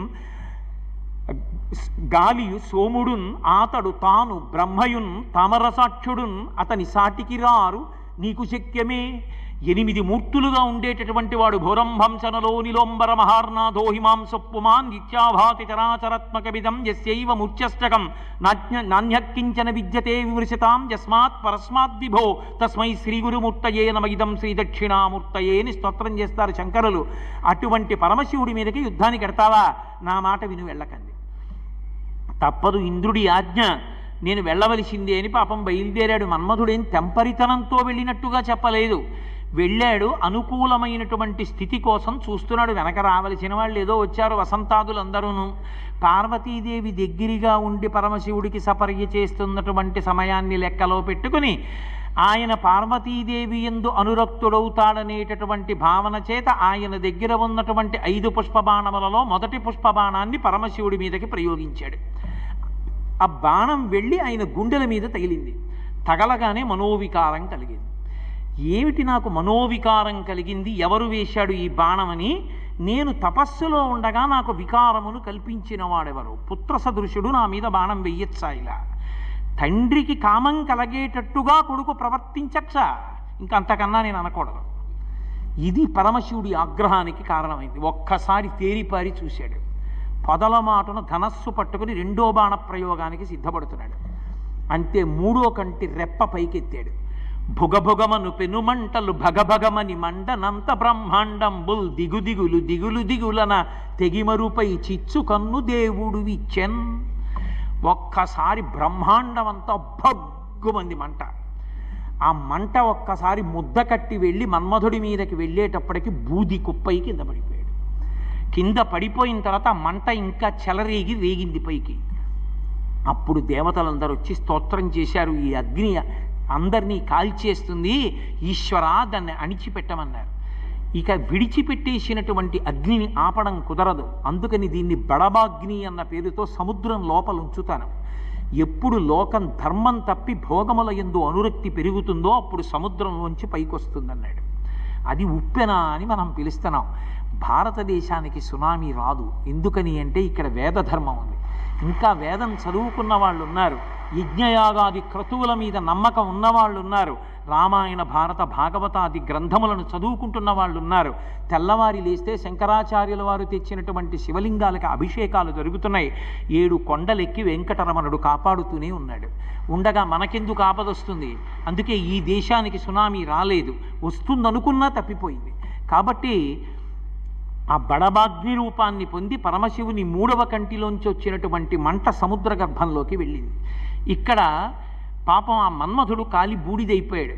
వెంట వచ్చిన వాళ్ళందరూ ఎవరి మానాన వాళ్ళు వెళ్ళిపోయారు. ఎవరు అడుగుతారు మన్మధుడిని బతికించమని? అందరూ వెళ్ళిపోయారు. వెళ్ళిపోతే రతీదేవి మాత్రం గుండెలు బాతుకుని ఏడ్చింది. రారే ఏడుపు మాన్పరే మధురిపున్ రప్పింపరే కావరే పోరే కుయ్యి ఎరిగింపరే సిరికిన పుణ్యంబు విన్పింపరే తారే దేవరవేడినా పెనిమిటిం దీర్ఘాయుషోపేతుగా ఈరే మంగళసూత్రబంధనము మీకెంతేని పుణ్యంబగున్ అని. రండి రండి ఓ దేవతలారా, మీ అందరే పురిగొల్పారు నా భర్తని. పరమశివుని యొక్క 3వ కంటి మంటలలో కాలి బూడిదైపోయాడు. కనీసం మా అత్తగారైనటువంటి లక్ష్మీదేవికి వెళ్ళి మీ కోడలు చేసుకున్న అల్పపుణ్యం ఇటువంటిది అని చెప్పండి. నా మామగారైనటువంటి శ్రీ మహావిష్ణువుని పిలిపించండి. ఆయన ప్రార్థన చేస్తే పరమశివుడు అంగీకరిస్తాడు. మధురిపిన్ రెప్పింపరే కావరే పోరే సిరికినా పుణ్యంబు విన్పింపరే తేరే దేవరవేడినా పెనిమిటిం దీర్ఘాయుషోపేతుగా, దీర్ఘాయుష్మంతుడిగా నా భర్తని మళ్ళీ తిరిగి తీసుకురండి. ఈరే మంగళసూత్ర బంధనము మీకెంతేని పుణ్యంబగున్, నాకు ఆ మంగళసూత్రాన్ని నిలబెట్టండి, మీకు పుణ్యం అవుతుందని తల్లులు పుణ్యగేహినులు తండ్రులు పుణ్యజనంబులంచునా ఉల్లమునందు నేతలంతో ఓ సురగేహినులార మీరు నా తల్లులు నేను కూతురను ధర్మపు నోముల దాన నన్మిక్కిలిమిచ్చి మీ అల్లుని తెచ్చి ఇచ్చినన్మరల 5వచే ఎరె మీకు మ్రొక్కెదన్. ఓ దేవతాకాంతలారా, మీ అందరూ నాకు తల్లులు, ఋషులందరూ నాకు తండ్రులు, మీకందరికీ నేను కూతురు లాంటి దాన్ని, ధర్మంతో నోములు నోచిన దాన్ని, నా 5వతనాన్ని నాకు మళ్ళీ నిలబెట్టండి అని గుండెలు బాతుకుని ఏడుస్తోంది. చూసింది అమ్మవారు. చూసి అక్కడ బాలాస్వరూపంతో ఉంది, కానీ అమ్మవారు అనుగ్రహించింది. ఇక్కడ మన్మధుడు కొంతకాలం పాటు నీ కంటికి కనపడడు, కానీ ఒక్క రతీదేవికి మాత్రం కనపడేటట్టుగా అనుగ్రహిస్తూ శరీరం లేకుండానే మన్మధుడు అందరి మీద బాణాలు వేసి పునరుత్పత్తి జరిగేటట్టుగా ఆమె మళ్ళీ అనుగ్రహించింది. అప్పుడు పరమశివుడు జోక్యం చేసుకుని రతీదేవి యొక్క ఏడుపు విని మళ్ళీ ఒకానొకప్పుడు శ్రీ మహావిష్ణువు కృష్ణావతారం స్వీకరించిన నాడు ప్రద్యుమ్నుడన్న పేరుతో పుడతాడు. శంబరాసురుడన్న రాక్షసుడు తీసుకెళ్లి సముద్రంలో పడేస్తే రక్షించుకుంటావు. అప్పుడు మళ్ళీ రూపాన్ని పొంది నువ్వు చూడడానికి వీలవుతాడు. అప్పటి వరకు రూపం లేకుండానే మన్మధుడు బాణాలు వేస్తాడని అనుగ్రహించాడు. ఇక్కడ మీరు నన్ను ఒక ప్రశ్న వెయ్యొచ్చు, ఏమండి మన్మధుడు లేకపోవడం చాలా అదృష్టం కదా, ఆయన ఉండబట్టే కదా మనందరం పుట్టడం చావడం ఇవన్నీ జరుగుతున్నాయి, ఈ గొడవ లేకపోతే ఎంత బాగుండేదండి, ఎందుకు మళ్ళీ మన్మధుడిని బతికించినట్టు అని. కానీ మీరు ఒక్కటి అర్థం చేసుకోండి, మన్మధుడు ఉండాలి. ఎందుకు ఉండాలి అంటే మన్మధుడు ఉంటేనే శరీరాలు వస్తాయి. శరీరం వస్తే పుణ్యం చెయ్యొచ్చు, శరీరం ఉంటే రామాయణం చదవచ్చు. శరీరం ఉంది కాబట్టి నేను పార్వతీ కళ్యాణం చెప్తున్నాను, శరీరం ఉంది కాబట్టి మీరు వింటున్నారు. శరీరం ఉంది కాబట్టి బిడ్డల్ని కని పితృరుణాన్ని తీర్చుకోవచ్చు. శరీరం ఉంటే భగవద్గ్రంథాల్ని చదివి ఋషిరుణం తీర్చుకోవచ్చు. శరీరం ఉంటే యజ్ఞయాగాది క్రతువులు చేసి దేవతారుణం తీర్చుకోవచ్చు. లేనప్పుడు పాపపుణ్యాలు అలాగే ఉండిపోతాయి. జీవుడు మోక్షాన్ని ఎలా పొందుతాడు? పొందడం కుదరదు. అందుకని అమ్మవారు మళ్ళీ మన్మధుడికి ప్రాణం ఇచ్చింది, ఇచ్చి మళ్ళీ సృష్టించింది. మళ్ళీ ఆయన సాకారుడు ఎప్పుడవుతాడో పరమశివుడు అనుగ్రహించాడు. ఎప్పుడైతే ఇంత పెద్ద అల్లరి జరిగిందో పరమశివుడు అక్కడి నుంచి వెళ్ళిపోయాడు.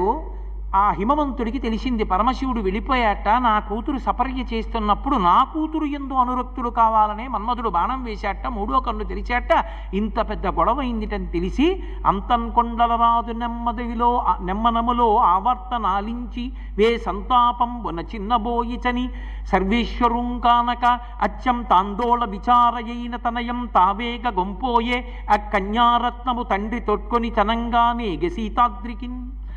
అయ్యో అమ్మాయి, నీవేదో పుణ్యం చేసుకుంటావు, పరమశివుడికి సేవ చేస్తావని నేను తీసుకొచ్చి ఇక్కడ సపర్యలో వినియోగిస్తే ఆ మన్మధుడు వచ్చి బాణం వేయడం ఏమిటి, పరమశివుడు మూడో కన్ను తెరవడం ఏమిటి, మన్మధుడు కాలిపోవడం ఏమిటి, నీకింత అప్రతిష్ట రావడం ఏమిటి, రామ్మ వెళ్ళిపోదామని చెప్పి మళ్ళీ ఆ పార్వతీదేవిని తీసుకుని హిమవత్ పర్వతానికి అంతఃపురానికి వెళ్ళిపోయాడు. పరమశివుడు తపస్సుకి వెళ్ళిపోయాడు, పార్వతీదేవి ఇంటికి వెళ్ళిపోయాడు. ఏడి తారకాసుర సంహారం మళ్ళీ ఆగిపోయాడు. మళ్ళీ దేవతలందరూ తలకాయలు పట్టుకున్నారు. ఎప్పటికవుతుంది పార్వతీ కళ్యాణం? పార్వతీ కళ్యాణం అవ్వాలి, సుబ్రహ్మణ్య జననం జరగాలి, అయితే కానీ తారకాసుర సంహారం లేదు. మళ్ళీ కథ మొదటికి వచ్చేసింది. ఎలా? ఇక ఈ మాట మన ప్రయత్నం, మనం తొందరపడిపోవడం, మనం బాణాలు వేసేయడం, ఇట్లాంటి తెంపరి పనులు పనికిరావు. మనసులో పార్వతీ పరమేశ్వరుల్ని స్తోత్రం చేయడమే. వాళ్ళు అనుగ్రహించి మనని కాపాడాలి తప్ప మనం మన్మధుణ్ణి పంపడం, బాణాలు వేయడం ఇటువంటి పనులు చేయకూడదని తెలుసుకున్నారు. తెలుసుకుని ఆంతరమునందు శివారాధన చేశారు. చేస్తే ఆయన వెంటనే కోయదొరసాని వేషం కట్టాడు పరమశివుడు. వేషం కట్టి మళ్ళీ హిమవంతుని యొక్క ఇంటికి వెళ్ళాడు. ఎందుకని? కార్యసాధన ఎలా జరుగుతుంది? మళ్ళీ వెళ్ళి తపస్సు కూర్చుని మీ అమ్మాయిని పంపించి సపర్య కన్నాడు అనుకోండి, హిమవంతుడు పంపిస్తాడేంటి? పంపించడం. అందుకని కార్యం సాధింపబడాలి అంటే ఎరుకల సాని నోట్లోంచి వచ్చేటటువంటి మాటని సత్యంగా భావిస్తాడు. అందుకని ఆయన ఒక ఎరుకల సాని వేషం కట్టి లోక సంరక్షణ కొరకు మనం తొందరపడిపోయి తప్పులు చేస్తాం, మన్ని రక్షించడానికి పరమేశ్వరుడు ఎంత ఇబ్బంది పడవలసి ఉంటుందో చూడండి. కాబట్టి ఆయన కాకోధరాదీశ కంకణం బులుదా చిరత్న కంకణములు చాలా తొడిగి సామజదనుజేంద్ర చర్మాంబరముదా చికమనీయ కనకాంబరమును కట్టి గంగా నిశానాథ కలిత జూటము దాచి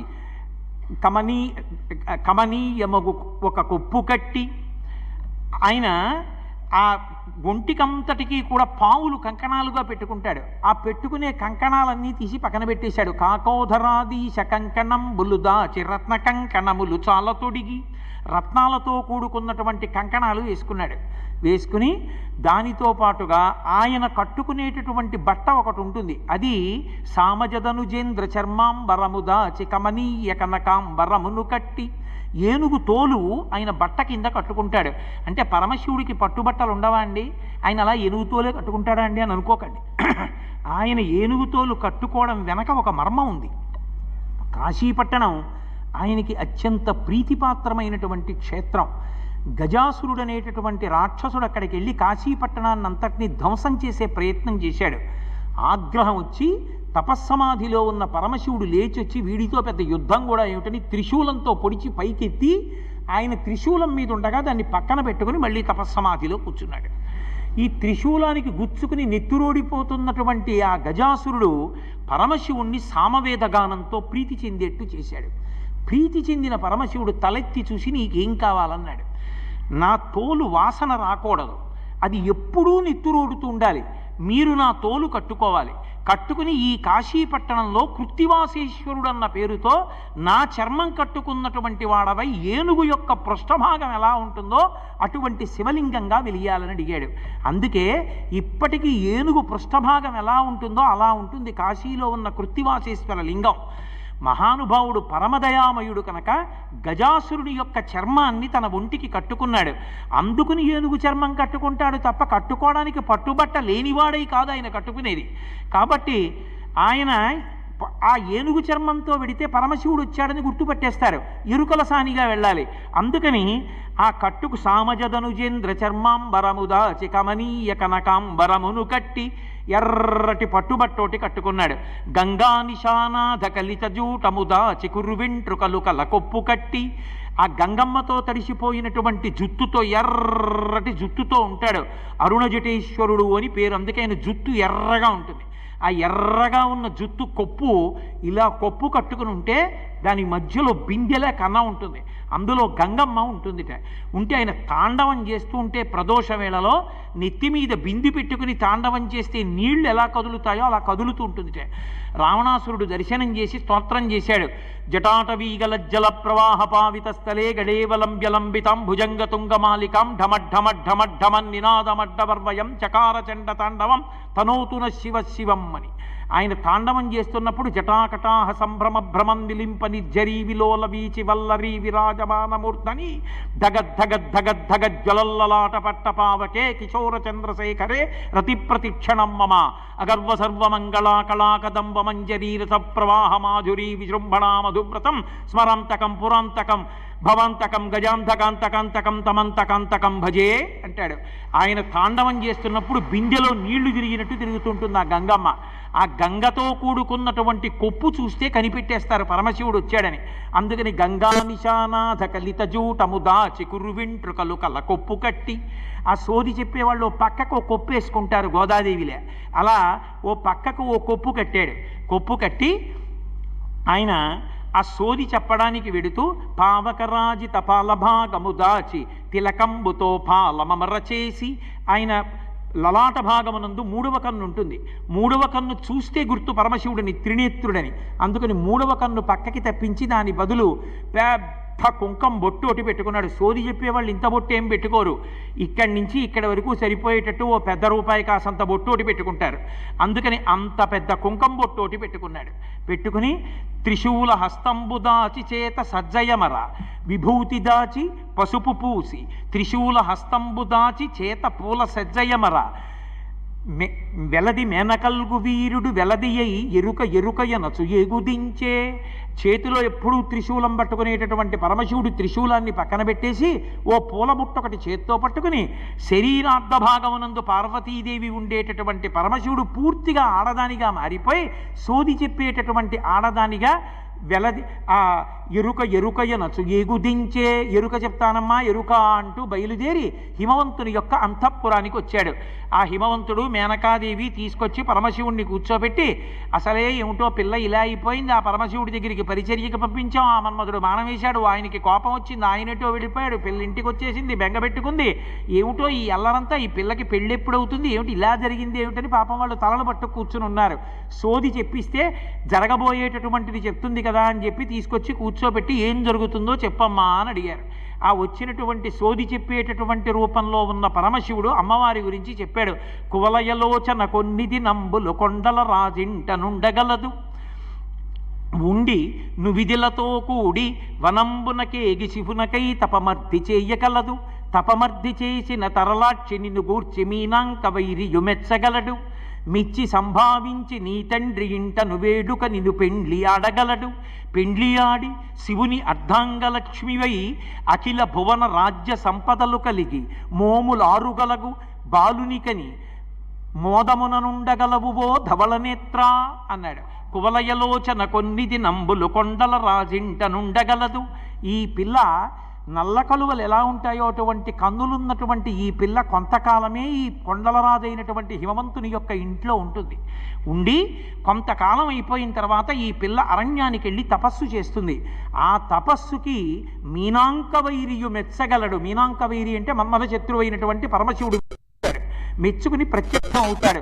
ప్రత్యక్షమై కన్యాదాత గారి ఇంటికి వచ్చి పెళ్లి చేసుకుంటాడు ధార్మికంగా.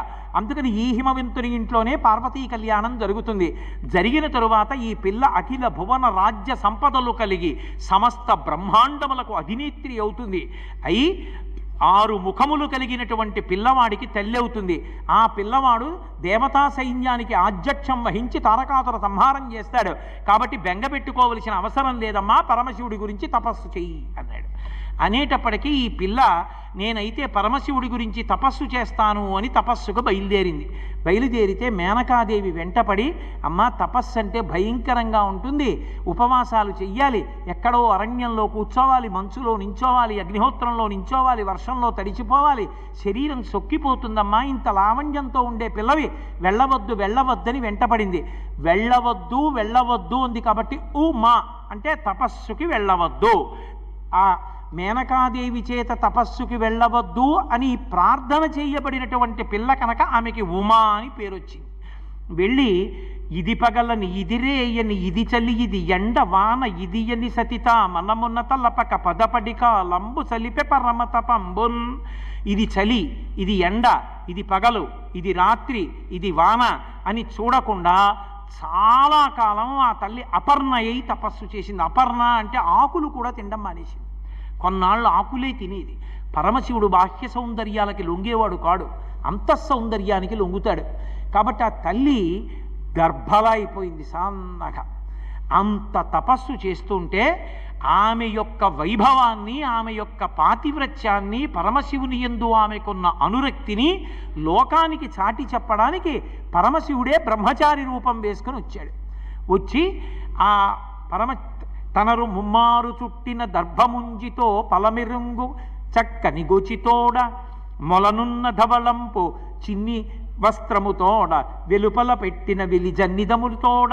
ఆ బ్రహ్మచారిగా వచ్చినటువంటి వాడు ఓ గోచి పెట్టుకుని దర్భలతో కూడినటువంటి ముంజి కట్టుకుని ఆ అక్షమాలతోడ ఆ చిన్న కూకటి జుత్తుతోడ మేధావి బొట్టుతోడ ఎడమ చేత తనదు పొడుగు దండంబు వ్రేల ఉంగరంబును దర్భయును వెలుంగ గొడుగు పట్టి వడుగు కుర్రడైతను దించె సూలి మంచు కొండ చూలి కడకు. ఓ చేత్తో గొడుగు పట్టుకుని, ఓ చేత్తో పెద్ద కర్ర పట్టుకుని, కుడి చేతిలో దర్భలు పెట్టుకుని, బ్రహ్మచారి పెట్టుకోవలసినటువంటి ఆ ఉంగరాన్ని పెట్టుకుని ఆ పార్వతీదేవి దగ్గరికి బ్రహ్మచారి ఎలా ఉంటాడో అటువంటి రూపంతో దర్భల ముంజి కట్టుకున్నటువంటి వాడై ఆవిడి దగ్గరికి వచ్చాడు. వచ్చి, ఓ పార్వతి, ఎందుకమ్మా తపస్సు చేస్తున్నావు? ఎవరి కోసం తపస్సు చేస్తున్నావు తల్లి అని అడిగాడు. పరమశివుడి గురించి తపస్సు చేస్తున్నానంది. ఎందుకమ్మా పరమశివుడి గురించి తపస్సు అన్నాడు. ఆయనకి ఇల్లాలు కావాలనుకుంటున్నాను, అందుకు తపస్సు చేస్తున్నానంది. అంటే బ్రహ్మచారి రూపంలో ఉన్న శివుడు ఎవరో శివనింద చేయడం కాదు, శివుడే తన కొరకు తనని వివాహం చేసుకోవాలని తపస్సు చేస్తున్న పార్వతీదేవి దగ్గరికి వచ్చి తనని తాను నింద చేసుకున్నాడు బ్రహ్మచారి రూపంలో. అయ్యయ్యయ్యయ్యో, అతని కోసం పెద్ద తపస్సు కూడా ఏమిటమ్మా, నా మొహం ఎటువంటి వాడో తెలుసా? తరలాక్షియాతడు ధనవంతుడందుమా కోరివేడిన కాని కూడు లేదు, చిన్నారి వయసున చిన్నవాడందుమా ఏనాటి వాడుకో ఎరుకలేదు, ఆకారమున అతడు బలమేటి ఎందుమా ఆకారమిట్టిదో అరయరాదు, కులగోత్రములు 2 తెలియదమందుమా తల్లిదండ్రులిప్పుడు ధరణి లేరు, తెలుప ఒంటివాడు దేవుండు చూడడే మాయచేతో కపట మంత్రములను మగువ నిన్ను ఎట్లు మరగించుకున్నాడో కాని తగినవాడు కాడు అన్నాడు. ఓ పిచ్చి పార్వతి, శివుడి గురించి తపస్సోట ఏమిటమ్మా, ఆయన గురించి తపస్సు ఏమిటమ్మా? తరలాక్షియాతడు ధనవంతుడందుమా కోరివేడిన కాని కూడు లేదు. ఆయన ఏమైనా బాగా డబ్బున్న వాడంత కోసం పోనీ ఏమైనా తపస్సు చేస్తున్నావా అంటే భవతి భిక్షాందేహి అని చెప్పి ఓ కపాలం ఒకటి చేత్తో పట్టుకుని వెళ్ళి అందరి దగ్గర భిక్షాటన చేస్తాడు. భిక్షాటన చేసేవాడితో పెళ్లి కోసం పెద్ద తపస్సు ఏమిటమ్మా అన్నాడు. ఆయన ఏం నిజంగా చేతకాక భిక్షాటన చేసేవాడు కాడు. అందరికీ అన్నం పెట్టే అధికారాన్ని తన భార్య అన్నపూర్ణకి ఇచ్చాడు. ఆడదాని దగ్గరికి వెళ్ళి అన్నం అడగడమా అని సిగ్గుపడతారేమో అని సమస్త లోకాధీశుడైన నేనే వెళ్ళి భవతి భిక్షాందేహి అంటున్నాను, మీకెందుకురా బెంగ, రండి వెనకాతలని తాను వెళ్ళి నిలబడ్డాడు. మన కోసం నించున్నవాడు తప్ప తనకి అన్నం లేక వెళ్ళి నించున్నవాడు కాడు. కాబట్టి తరలాక్షియాతడు ధనవంతుడందుమా కోరివేడిన కాదికుడు లేదు, చిన్నారి వయసున చిన్నవాడందుమా ఏనాటి వాడుకో ఎరుకలేదు. పోని మంచి యవ్వనంలో ఉన్నాడందామా, ఎప్పుడు పుట్టాడు పరమశివుడు నాకు చెప్పు, ఎప్పుడు పుట్టాడో తెలియదు, అసలు వయసు ఎంతో తెలియదు, అంత వృద్ధుడు. ఆయన గురించి తపస్సు ఏమిటమ్మా, ఎప్పుడు పుట్టాడో తెలియని వాడితో పిల్లాడు ఇప్పుడు పుట్టాడండి వయసు ఇంతండి అని చెప్పేవాడు ఎవరైనా ఉండాలా? పరమశివుడి డేట్ ఆఫ్ బర్త్ చెప్పేవాడు ఎవరైనా ఉన్నాడా? ఎందుకమ్మా ఆయన కోసం తపస్సు ఏమిటమ్మా అంటే ఆయన నిజంగా ఏదో ఎప్పుడో పుట్టినవాడు వృద్ధుడు అని కాదు దాని అర్థం. శివమహిమ్నా స్తోత్రంలో పుష్పదంతుడు అంటాడు, నమో నీధిష్టాయ ప్రియతపదభిష్టాయ చ నమో నమక్షోధిష్టాయ స్మరహర మహిష్టాయ చ నమో నమో వర్షిష్టాయ త్రణయన అవిష్టాయ చ నమో నమః సర్వస్మైతే దిగమితి శర్వాయ నమః అంటాడు. అందరికన్నా వృద్ధుడైనే, అందరికన్నా యవనంలో ఉన్నవాడైనే, అందరికన్నా దూరంగా ఉన్నవాడైనే, అందరికన్నా దగ్గరగా ఉన్నవాడైనే. ఆయన కాలాతీతుడు కనుక ఆయన కాలమునకు లొంగేవాడు కాదు, వయసుతో సంబంధం ఉండదు ఆయనకి. అందుకే ఆయన మొట్టమొదట చతుర్ముఖ బ్రహ్మగారిని సృష్టించి వేదములు ఇచ్చి ఈ లోకాలన్నింటినీ సృష్టి చేయవయ్యా అన్నాడు. ఆ బ్రహ్మగారి కూడా ఒకానొకప్పుడు పడిపోతాడు. పడిపోతే అయ్యో పాపం అందరికన్నా ముందు పుట్టి లోకాలు సృష్టించిన ఈ బ్రహ్మగారి పుర్రె కూడా ఇలా పడిపోతే బాగుంటుందా అని తీసి తడపకి చుట్టి మెళ్ళో వేసుకున్నాడు. ఇలా ఒక్కొక్క పుర్రె పెరిగిపోతుంటే బ్రహ్మగారుల పుర్రెలన్నీ ఆయన మెళ్ళో పడ్డాయి. పడితే బ్రహ్మమస్తకావలీని బద్ధతే నమశివాయ అన్నారు శంకరాచార్యుల వారు. ఆయన మెడలో పునుకల పేరు కంఠమన భూరి భుజంగము భూషణంబుగా అనయము భస్మధారణము ఎద్రి నివాసము మేరు బిల్లుగా అనువుగ దంతి చర్మమును హస్తములందు కపాలచూలముల్ పడిబడి దల్తు శంకర కృపావరు రూపమును ఆశ్రయించదన్. ఆ కపాలమాల ఆయన మెళ్ళో ఉంటుంది అంటే ఆయన ఏదో తంత్ర విద్యల కోసమని చెప్పి మెళ్ళో పుర్రెలమాల వేసుకునేవాడు కాడు. అంతమంది బ్రహ్మలు వెళ్ళిపోయినా నేను ఇలాగే ఉన్నానని చెప్పడానికి, నేను శాశ్వతుండని చెప్పడానికి బ్రహ్మల కపాలములతో కూడిన మాల వేసుకుంటాడు. బ్రహ్మలు వెళ్ళిపోయారా, వాడి పుర్రె రుద్రభూమిలో పడిపోవడం ఏమిటని మెళ్ళో పెట్టుకుంటున్నాను. కాబట్టి అటువంటి వాడమ్మా పైకి మాత్రం తన తత్వాన్ని తానే దాచి తనని తానే నింద చేసుకుంటాడు.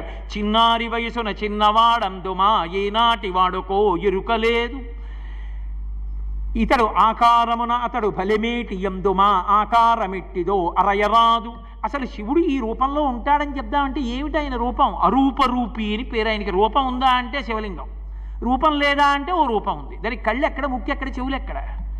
కాబట్టి అసలు ఆయన రూపం ఏదమ్మా? రూపం లేని వాడికి పెళ్ళి ఏమిటమ్మా? ఆయన రూపం ఇది అని చెప్పు. 63 రకాలైనటువంటి కళ్యాణమూర్తులు ఉన్నాయి శివుడికి.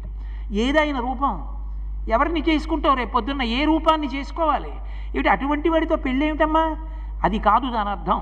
రూపం లేనివాడన్న మాటకు అర్థం ఏమిటంటే యజుర్వేదం ప్రార్థనా శ్లోకంలో చెప్పింది, ఆపాతాళ నభస్థలంత భవన బ్రహ్మాండమా విస్ఫుర జ్యోతిస్ఫాటికలింగమౌళి విలసత్పూర్ణేందువంతామృతై అస్తూకప్లుతమేకమీశమనిశం రుద్రాను వాకాంజపం జాయే దీప్సిత సిద్ధయే ధ్రువపదం విప్రోభిషించేచ్చివం బ్రహ్మాండ వ్యాప్త దేహా భజిత హిమరుచాభా సమానా భుజంగై అంది. ఆయన ఈ బ్రహ్మాండమంతా కూడా శివలింగంగా నిండిపోయి ఉంటాడు. పైన ఉన్నటువంటి చంద్రుడి మించి అమృతధారలు పడి శివలింగం చల్లబడుతూ ఉంటుంది. ఆ లోకాలు చల్లగా ఉన్నాయంటాం అంటే శివలింగాకృతిని కలిగిన ఈ బ్రహ్మాండము చంద్రుడి నుంచి స్రవించేటటువంటి అమృతధారల చేత చల్లబడుతుంది. బ్రహ్మాండమంతా నిండిపోయిన పరమశివుడికి రూపం తీసుకురమ్మంటే ఎక్కడి నుంచి ఉంటుంది రూపం? కాబట్టి అసలు తత్వం ఏమిటి అంటే అమ్మా అంతటా నిండిపోయినటువంటి వాడు. వ్యోమవత్యప్త దేహాయ దక్షిణామూర్తయే నమః. శంకరాచార్యుల వారు అంటారు, నీకు నేను పూజ చేయాలంటే ఎలా చేయనయ్యా? సాధ్యమవుతుందో? వస్త్రోద్ధూత విధౌ సహస్రకరత పుష్పార్చనే విష్ణుత అంటారు. ఏది? నేను నీకు పంచె ఇస్తాను, నీ ఒంటికి పంచె కట్టాలంటే, నీ చుట్టూ తిరగాలంటే నేను సహస్ర కరములు కలిగినటువంటి సూర్యభగవానుండి చెయ్యి, అన్ని చేతులుంటే నీకు పంచె కట్టగలను. అంతటా నిండిపోయిన వాడికి పంచె ఎక్కడ కట్టను? అసలు నీకు పంచెల్ని వేసేటటువంటి సాలెవాడు ఎక్కడ పుట్టాడు? అంత పంచె అవన్నేస్తాడు. అంతటా నిండిపోయినవాడు. అందుకనే ఆకారమున అతడు బలమేటి ఎందుమా ఆకారమిట్టిదో అరయరాదు, కులగోత్రములు 2 తెలియుతమందుమా తల్లిదండ్రులు ఇప్పుడు ధరణి లేరు. ఆయన కులం ఏమిటో గోత్రం ఏమిటో తెలుసుకోవాలా, రేపు పొద్దున ప్రవర చెప్పాలా? బలానా ఏమంటే మీ అల్లుడు గోత్రం ఏమిటని ఎవరైనా అడిగితే పూజ చేయిస్తామని ఏం చెప్పాం? ఆ తల్లి తండ్రి ఉంటే కదా గోత్రం అడగడం. ఏమంటే మీ అబ్బాయిని చేసుకుందాం అనుకుంటున్నాం అని అడుగుదాం అంటే పరమశివుడికి తల్లి ఎవరు, తండ్రి ఎవరు? ఆయనే లోకాలకి తల్లి తండ్రి. పరమశివునికి ఉన్న గొప్పతనం ఏమిటంటే లోకంలో ఒక మాట ఉండి ఆ మాటకు అర్థం లేకుండా చేసినవాడు ఆయన. అసలు మాట ఉండి దానికి అర్థం లేకుండా ఉండదు. కొన్ని భాషలు ఉంటే ఆ భాషలకు అక్షరం ఉంటుంది, ఆ అక్షరం పలకదు. పలకని దానికి అక్షరం ఎందుకో ఎవరికి తెలియదు. అదో విచిత్రమైన భాష. COULD ఉందనుకోండి, కుల్డ్ అనకూడదు, కుడ్ అనాలి. మరి ఎల్ ఎందుకండి అన్నారు అనుకోండి, ఏమీ పలకని నిశ్శబ్దాక్షరం. ఎందుకది ఏమో తెలియదు. అలాంటి అర్థం లేని భాషలు కావు సంస్కృతం, తెలుగు, ఇటువంటివి దేవభాషలు. అందులో అక్షరం ఉంది అంటే పలుకుతుంది అంతే. పలకకుండా కూర్చునే అక్షరాలు అలా ఏం ఉండవు. కాబట్టి అటువంటి పరమశివుడు మహానుభావుడు, ఆయనకి తల్లి తండ్రి ఒకళ్ళు ఉండాలా? ఏరమ్మా తల్లి తండ్రి అంటే ఆయన అనాది, ఎప్పటి నుంచో ఈ లోకములలో ప్రథముడు ఆయనే. అన్నిటినీ తనలోకి తీసుకునేది ఆయనే, మళ్ళీ బయటికి వదిలేది ఆయనే. అయినప్పుడు ఆయన కన్నా ముందున్నవాడు ఎవరుంటాడు? ఆయన్ని కన్నవాడు ఎవరుంటాడు? ఉండడు. కాబట్టి ఆయన అనంతుడు. ఇది చెప్పడానికి కులగోత్రములు రెండు తెలియుత మందుమా తల్లిదండ్రులు ఇప్పుడు ధరణి లేరు తెలుప ఒంటివాడు దేవుండు చూడడే. అసలు నిజం చెప్పాలంటే ఒంటివాడమ్మా, ఆయన తప్పింకేముంది లోకంలో, ఉన్నదంతా అదొక్కటే. సర్వం శివమయం జగత్. కాబట్టి తెలుప ఒంటివాడు దేవుండు చూడడే, మాయచేతో కపట మంత్రములను ఎట్లు నిన్ను ఎరిగించుకున్నాడో కాని తగినవాడు కాడు కాడు. మాయచేతో మంత్రాలు వేసి నువ్వు ఆయనకి వశమైపోయేటట్టుగా చేశాడమ్మా, తప్ప పరమశివుడికి నువ్వు తగిందానివేమిటి? నా మాట విను మాని తపస్సు అని. రేపొద్దున్న పెళ్లి చేసుకుంటావు, నిజమే, శివుడు ఒప్పుకున్నాడు, పెళ్లి చేసుకోవాలి. మీ నాన్నగారు ఏం చేయాలి? పెళ్ళి అనగానే ఓ పంచల్సా పట్టుకొచ్చి ఇచ్చి అల్లుడు కట్టుకోవాయ్ అనాలి. ఆయన ఏం చేస్తాడు? చీనాంబరంబులు చెలువొప్ప కట్టడు మదసింధురేంద్ర చర్మంబుగాని రత్న కంకణములు రమణుడై తొరగడు ఫణిలోక రాజ కంకణము కాని చందనగంధంబు జానడై పూయడు మదపంచబాణ భస్మంబు కాని పువ్వుల దండలు భోగియై తొర్రముడు వెలయింతలేని రే వెలుగు కాని ఇంట నుండనొల్లడులుకులలో కాని ఎనయసింహమెక్కడెద్దు కాని తరుణి తెలుప సిగ్గయ్యడిది వెర్రియనగ శివుడ ఎప్పుడు వినవే చెప్పుమా. ఏమిటమ్మా, రేపొద్దున్న మీ నాన్నగారు పంచల్సా పెడతారు, మంచి పట్టు పంచ, తక్కువ వజ్రాలు వైఢూర్యాలతో కూడుకున్నటువంటి సమస్త ధాతువులతో ఉన్నవాడు పర్వతం నీ తండ్రి, ఇచ్చి కట్టుకోవా అంటాడు. ఆయన మదసింధురేంద్ర చర్మంబు కాని చీనాంబరములు నాకొద్దయా, నేను రక్తం ఓడుతున్న ఏనుగు తోలు కట్టుకుంటానంటాడు. రేపు పొద్దున్న పెళ్లి చేసుకోవడానికి వచ్చి పీటల మీద కూర్చొని పైకి లేస్తే అదంతా రక్తం. కొంగుముడి వేద్దామంటే నీ పట్టు కొంగుకి ఏనుగు తోలుకి ఎలా వేస్తారు? ఎంత అసహ్యంగా ఉంటుంది చూసేవాళ్ళకి. ఏంటి అతనితో పెళ్ళి ఏమిటి నీకు అంటే ఏనుగు తోలు కట్టుకున్నాడని తక్కువ అనుకోకండి. దాని తాత్వికమైన అర్థం ఏమిటంటే గజాసురుని యొక్క చర్మం కట్టుకుంటాడు అన్న దానికి అర్థం ఏమిటంటే మాయని తొలగించగలిగిన వాడు అని. ఇప్పుడు నేను అదంతా వ్యాఖ్యానం చేయడం సాధ్యం కాదు. అందుకని మాయని తొలగించగలిగినటువంటి వాడు త్రిశూలము చేత్తో పట్టుకుంటాడు. త్రైగుణ్యం శూలమేతస్యాపరసు సత్యనిష్టత అంటుంది లింగపురాణం. అందుకని మహానుభావుడైనటువంటి పరమశివుడు ఏనుగు తోలు కట్టుకుంటాడు, అంతే. గజాసుర సంహారం చేసి ఆయనకి వరం ఇచ్చాడు కాబట్టి. కానీ ఇక్కడ బ్రహ్మచారి చెప్తున్నాడు పట్టుపంచ కట్టుకోడు, రేపు పొద్దున్న ఏనుగు తోలు కట్టుకుంటాడు. ఎంత అసహ్యంగా ఉంటుంది. మీ నాన్నగారు మంచి మంచి కంకణాలు అవి తీసుకొచ్చి అల్లుడు వేసుకోవోయ్ అని అక్కడ పెడితే అలా వేసుకోడు. ఆయన దగ్గర రకరకాల సైజులు పెట్టులు ఉంటాయి. ఒక్కొక్క పెట్టి తీస్తాడు, ఓ పెద్ద పాము నచ్చుతుంది ఆయనకి, ఆ పాము తీస్తాడు, మొలకెట్టుకుంటాడు. పోనీ యజ్ఞోపవీతం కూడా వేసుకోడు, అదో విచిత్రం. ఇంకో పెద్ద పావును తీస్తాడు, మెళ్ళలో ఇట్నుంచి ఇటు వేసుకుని దాన్ని కుక్కెంలా ఓ ముడేసుకుంటాడు. ఇంకో పెద్ద పావును తీస్తాడు, నడువుకి బెల్ట్లా పెట్టుకుంటాడు. చిన్ని పిల్ల పావులు ఉంటాయి, అవి తీసి ఉంగరాలు పెట్టుకుంటాడు. ఇంకో సైజు పావులు ఉంటే ఆ పెట్టులోంచి తీసి కంకణాలు వేసుకుంటాడు. శంకరాచార్యులు వారు దెప్పి పొడిచారు సౌందర్యలహరిలో. అమ్మవారి కళ్ళల్లో నవరసాలు చెప్పవలసి వచ్చింది శంకరాచార్యులు వారు ఒకప్పుడు. చెప్పవలసి వస్తే మరి నవరసాల్లో భయం కూడా ఉంది. అమ్మవారి కళ్ళల్లో భయం చెప్తే అసహ్యంగా ఉండదు. లోకాలకి భయం పోగొట్టగలిగిన ఆదిశక్తికి భయం వేసింది కళ్ళల్లో అంటే ఎలా చెప్పాలి? అది శంకరులు కాబట్టి చెప్పారు. ఎలా చెప్పారంటే పార్వతీ పరమేశ్వరులు ఇద్దరూ కూర్చుంటే సరస్వతీదేవి వచ్చి వీణ మీద పరమశివుని యొక్క వైభవాన్ని కీర్తిస్తోంది. పార్వతీదేవి పొంగిపోయింది, మా ఆయన అని పొంగిపోయి ఎవరూ చూడలేదనుకుని ఇలా చేయి చాపి ఆయన చేయి పట్టుకుంది. పట్టుకునేటప్పటికి ఏదో చల్లగా పాకినట్టు అనిపించింది. ఇలా చూసేటప్పటికి ఆయన చేతి మీద ఉన్నటువంటి పిల్లపాము ఒకటి వీడి చేతి మీదకి ఎక్కుతోంది. హరాహిభ్యో భీత అన్నారు శంకరాచార్యుల వారు. ఇలా చూసుకుని అట్నుంచి ఎక్కుతున్న పిల్లపాము చూసి ఇలా అందిట అమ్మవారు. అమ్మా అప్పుడు నీ కళ్ళల్లో భయం కనపడింది అన్నారు. అందంగా చెప్పడానికి శంకరాచార్యుల వారు అంత అందంగా మార్చారు శ్లోకాన్ని. శివే శృంగారార్ధ్రా తదిత రజనే కుత్సనపరా సరోషా గంగాయాం గిరిశ చరితే విస్మయవతి హరాహిభ్యో భీతా సరసిరుహ సౌభాగ్య జననీ సఖీషు స్మేరాతే మయి జనని దృష్టి సకరుణ అన్న శ్లోకంలో నవరసాలను ఆవిష్కరించారు. శాంతం చెప్పల. ఏమ్మా శాంతం చెప్పలేదే అమ్మవారి కంటే, అసలు మా అమ్మే శాంతమూర్తి కొత్తగా చెప్పడం ఏమిటన్నారు. అసలు రహస్యం అది కాదు. శక్తి శాంతిస్తే ఇంక అర్థమే ఉంటుంది, అందుకని శాంతం చెప్పలేదు. కాబట్టి అమ్మవారు రేపొద్దున్న మీ నాన్నగారు తీసుకొచ్చి కంకణాలు ఇస్తే పెట్టుకోడు. రత్న కంకణములు రమణప్ప తొడగడు పణిలోక రాజ కంకణము కాని. అవి పోనీ ఏవో బ్రతపాములు చిన్నపాములు కట్లపాములు ఇలాంటివి కావు. పక్కన ఎవడో నారస్వరం ఊడేవాడిని పెట్టుకుందాం అంటే వాసుకి లాంటి మహాసర్పాలని పెట్టుకుంటాడు వడ్డానంగా. ఎవడు దగ్గరికి వెళ్తాడు ఇక? ఏంటి ఆయనకి పౌరోహిత్యం చేసి పెళ్లి చేసేవాడు ఉండాలా? ఎవడు దగ్గర కూర్చుని పెళ్లి చేయించేవాడు అన్ని పాములెట్టు కూర్చుంటే వచ్చిన మంత్రం మర్చిపోతాడు. అమ్మ ఏమిటి ఆ పెళ్ళి ఏమిటమ్మా ఆయనతోటి? పైగా చందన గంధం భుజానడై పూయడు మదపంచబాణ భస్మంబుగాని. చక్కగా చందనంగా తీసి చందనం రాసుకోండి అని గిన్నెతో అక్కడ పెడితే జానడై చక్కగా ఉంటే నిండా చందనం పూసుకోవాలి పెళ్లి కొడుకు అంటే. అది మానేసి నేను ఇది రాసుకోనండి అని తన మూడవ కంటి మంటతో కాల్చేసిన మన్మధుని బూది తెచ్చుకుని చేతిలో వేసుకుని కాసి నీళ్లు పోసుకుని కలుపుకొని దోషుడి మీద చెయ్యట్టి మంత్రం చెప్పేది అంతా ఒంటి అంతా ఇలా ఇలా ఇలా ఇలా ఇలా పెట్టేసుకుంటాడు. వీడి దగ్గరికి వెడితే శవభస్మ, అందులో ఉగ్రమైనటువంటి తేజస్సుతో కాలిపోయిన మన్మథ భస్మం. ఏమిటమ్మా ఆయన నీకు పెళ్లి కొడుకు కావలసి వచ్చాడు. ఎంత అసహ్యంగా ఉంటుంది రేపొద్దున్న. ఇవన్నీ నిజం అనుకునేరు కాదు, నిందాస్తుతి. ఎందుచేత ఆయన పాములు చేతకాని వాడై పెట్టుకోడు. లోకంలో మీరు ఏ దానం చేయండి పుచ్చుకునేవాడు ఉంటాడు. ఇనుము దానం చేస్తున్నానన్నాను అనుకోండి పుచ్చుకుంటారు. ఏమండి మా ఇంట్లో ఒక త్రాసుభావం దానం చేద్దాం అనుకుంటున్నాను పుచ్చుకుంటారా అన్నారు అనుకోండి, మీరు 1000 1,000 ఇస్తానన్నా ఎవడు పుచ్చుకోడు. త్రాసుభావం ఎవడు పుచ్చుకుంటాడు? పాము మృత్యువుకి సంకేతం.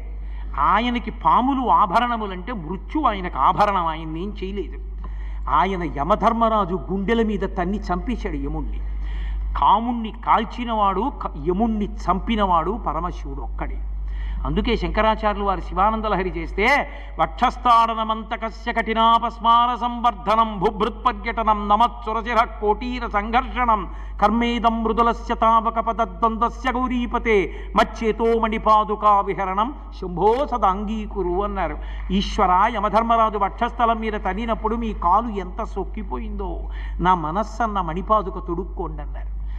అంటే ఆయన పాములు పెట్టుకుంటాడన్న మాటకు అర్థం ఏమిటంటే కాలాతీతుడు, మృత్యువు ఆయనకి ఆభరణము తప్ప మృత్యువు ఆయనని గ్రసించలేదు అని గుర్తు.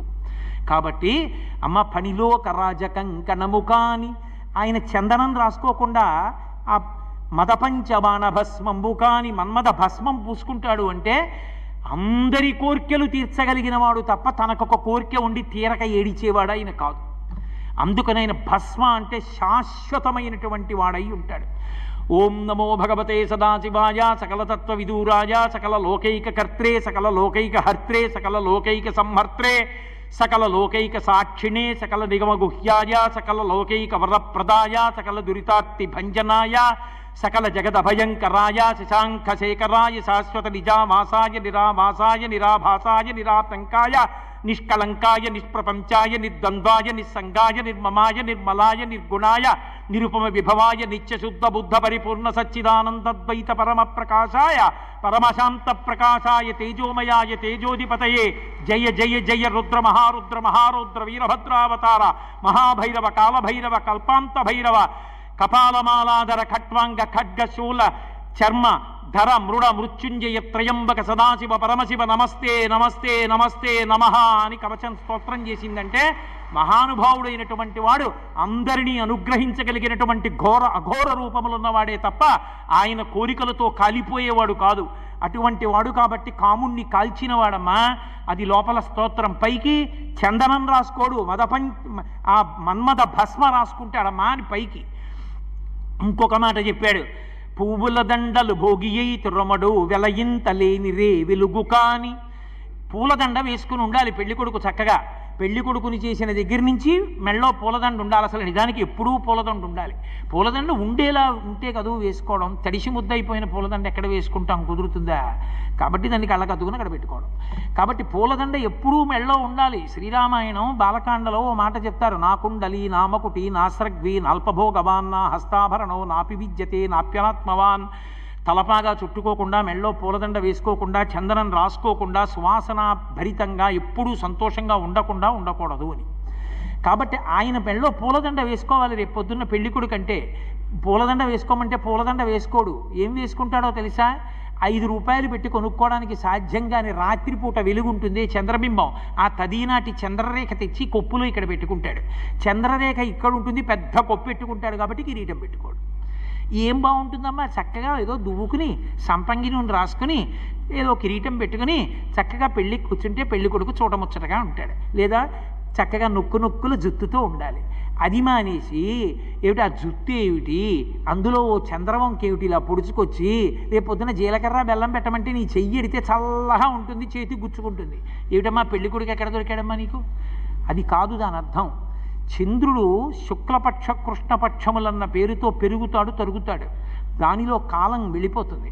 చంద్రవంకని ఆయన ధరిస్తాడు అంటే కాలమును ఆయన ధరిస్తాడు తప్ప కాలమునకు లొంగడు. లొంగని వాడు కాలమునకు లొంగకుండా మనను అనుగ్రహిస్తాడు. అంటే మోక్షమును ఇవ్వగలిగినటువంటి వాడు పరమశివుడు అని. కాబట్టి వెలయింతలేనిరే వెలుగు కాని ఇంట నుండనొల్లడులుకొలలో కాని యనయసింహమెక్కడెద్దు కాని. రేపొద్దున్న పెళ్ళైపోయిన తర్వాత కొంగుముడి వేసి గృహప్రవేశం చేయించడానికి తీసుకెళ్తే ఆయనకి ఏం ఇల్లు లేదు. ఎక్కడికి తీసుకెళ్తాడో తెలుసా? ఆయన శ్మశానంలో ఉంటాడు. గృహప్రవేశం చేయమంటే శ్మశానానికి తీసుకెళ్తాడు. నువ్వు రేపొద్దున్న ఆయనతో శ్మశానంలో కాపురం చేయాలి. ఏమిటమ్మా ఆయనతో పెళ్ళి ఏమిటమ్మా? నిజానికి పరమశివుడు ఉండేటటువంటి ప్రదేశం శ్మశానం కాదు, కైలాసంలో ఉంటాడు. కానీ ఆయన శ్మశానంలో కూడా ఉంటాడు. ఎందుకుంటావని అడిగింది పార్వతీదేవి. మహాభారతం అనుశాసనిక పర్వంలో అడిగింది. ఇంతటి మహానుభావుడవే, ఇంత పూజలు అందుకుంటావే, ఏమయ్యా నీ కర్మ శ్మశానంలో ఎందుకుంటావని అడిగింది. అడిగితే ఆయన చెప్పాడు, పార్వతి నాకు చేతకాక నేనుండలేదు. నా అంత వాణ్ణి నేనని చెయ్యి తీసి గుండెల మీద వేసుకుని అహంకారంతో రెచ్చిపోయి వీడు నా అన్న, నా తమ్ముడు, నా బంధువులు, నా సేవకులు, నా భార్య, నా బిడ్డలు అని అహంకారగ్రస్తుడైనటువంటి వాడిలోంచి జీవుడు పైకి లేచిపోతే ఆ శరీరాన్ని తీసుకెళ్ళి ఎండు కర్రల మీద పడుకోపెట్టి తడపతో కట్టి శ్మశానానికి తీసుకొచ్చి మీద వేసినటువంటి ఆ నూలుగుడ్డ కూడా తీసి పైన పారేసి నా శరీరం అనుకున్న శరీరాన్ని కట్టెల మీద పెట్టి కాల్చేస్తుంటే జీవుడు పైకి లేచి చూస్తుంటే ఉగ్రభూతములన్నీ చుట్టూ చేరి రా రా అంటుంటే కపాలం బద్దలైపోగానే కొడుకు కూడా వెళ్ళిపోతుంటే నాన్నవాడు నాకు లేడురా మిమ్మల్ని నమ్ముకున్నానని జీవుడు ఏడుస్తుంటే ఉరే ఎవ్వరూ వెళ్ళిపోయినా బెంగ పెట్టుకోకురా నేనున్నానని ఓదార్చడానికి కూర్చున్నాను పార్వతి అన్నాడు. అంతటి ఉదారమూర్తి పరమశివుడు అందుకు కూర్చున్నాడు శ్మశానంలో. చేతకాక కూర్చోలేదు. నేను అక్కడ ఉండకపోతే, నేను అక్కడ తాండవం చేయకపోతే పిశాచాలు వచ్చి ఇళ్ల మీద పడిపోతాయి, పుణ్యకర్మలు చేయలేరు. అందుకని నేను అక్కడ కూర్చుని తాండవం చేసి వాటిని అక్కడే ఉంచుతున్న ఊళ్ళ మీద పడిపోకుండా. అందుకని జనులు నిలబడ్డారు, ఈశ్వరి తండ్రిని కదూ కాపాడానన్నాడు. అందుకున్నాడు ఆయన. కాబట్టి ఇంట నుండనొల్లడులుకొలలో కాని యనయ సింహమెక్కడెద్దు కాని. రేపొద్దున నీ సింహం ఆయన ఎక్కడో ఓ ముసలి ఎద్దెక్కి తిరుగుతుంటాడు.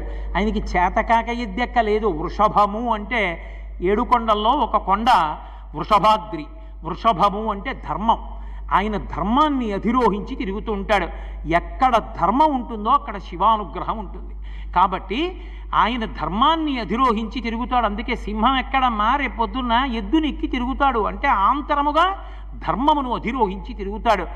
అటువంటి వాణ్ణి తరుణి ఏమి చెప్ప సిగ్గయ్యడిది వెర్రి అనగ శివుడే వినవే చెప్పుమా. ఏం చెప్పమంటావు? వెర్రాడని లోకంలో ఎవరినైనా పిలవాలంటే శివుడు ఒకడే. అట్లాంటి వాడితో పెళ్ళి ఏమిటమ్మా? దానికి తోడు మళ్ళీ పెద్ద తపస్సు కూడానా? నా మాట విను మారి. ముదిమిలేనివాడ మోహనాకారుండ నిన్ను తరుణి నిన్ను నేల తగినవాడ నీవు నన్ను తగిలి నా వెంట జనుదెమ్ము వనటకుందనే లవన జనేత్ర అన్నాడు. ఆ పరమశివుడి గురించి తపస్సెందుకు? బ్రహ్మచారిని ఎంత అందంగా ఉన్నానో చూడు. తరుణి నన్ను తగులుకుని నా వెంట వచ్చే, ఇద్దరం వెళ్ళిపోదాం, పెళ్లి చేసుకుందాం అన్నాడు. అనేటప్పటికే అప్పటి వరకు వింది పోన్లేని తన భర్తే వచ్చి తన గురించి నింద చేసిన ఆవిడ విందాం. వెంటనే లేచింది, చెలికెత్తెల్ని పిలిచి, వీడట బ్రహ్మచారియట, వీణుల పెట్టగరాని మాటలే ఆడుచునున్నవాడు కపటాత్ముడు వీడు, నమశివాయయుండాడగరాదు, వీని పండ్లోడగవేసి ద్రొబ్బుడని నుగ్రత పల్కిన కాంతలందరున్. నమశివాయ అని ఈశ్వరుడికి నమస్కారం తప్ప వీడు పనికి మాలిన మాటలన్నీ మాట్లాడుతున్నాడు. ఎవడో బ్రహ్మచారిట, వీడి పళ్ళు ఊడిపోయేట్టు కొట్టి ఈడి చేతుల బారేయండి ఆశ్రమంలోంచి. ఆ చెలికెత్తెలందరూ వచ్చి మీదపడి పాట్మని 2 లాగేస్తున్నారు. పరమశివుడప్పుడు ఒక్కసారి తన నిజస్వరూపంతో ప్రత్యక్షమయ్యాడు. సంతోషపడిపోయి పార్వతీదేవి లేచి స్తోత్రం చేసి ఆయన కాళ్ళ మీద పడింది. పార్వతీ, నీ తపస్సు మెచ్చుకుని నీ యొక్క శివభక్తిని లోకానికి చాటడానికి ఇలా వచ్చాను తప్ప నీ యొక్క భక్తి యందు నాకు అనుమానం లేదు. కాబట్టి రా, కైలాసానికి వెళ్ళిపోదాం, మన ఇద్దరం, మనం ఆది దంపతులం రమ్మన్నాడు. అంటే ఆవిడంది, నేను దాక్షాయణిగా ఉండగా అలా వచ్చాను, కానీ ఈసారి అలా రాను. నువ్వు నన్ను వైదిక రీతిలో కన్యాదాత ఇంట్లో వివాహం చేసుకోవాలి, కన్యావరుని చెయ్యాలి. అంటే పెద్దల్ని మా ఇంటికి పంపించు. పంపిస్తే మా ఇంట్లో మా అమ్మగారు నాన్నగారు నీ గుణాలని విని అల్లుణ్ణి చేసుకుంటామని మాటిస్తే, నువ్వు నీ పరివారం అంతటితో కలిసి మా నాన్నగారింటికి వస్తే, కన్యాదాత ఇంటిలో పెళ్ళై అప్పగింతలు అప్పచెప్తే నీతో కలిసి కైలాసానికి వస్తాను. అయితే సరే అలాగే పంపిస్తానని గబగబా మళ్ళీ వెళ్ళాడు. వెళ్ళి సప్తర్షుల్ని పిలిచాడు. వాళ్ళకన్నా మేధావులు ఎవరుంటారు?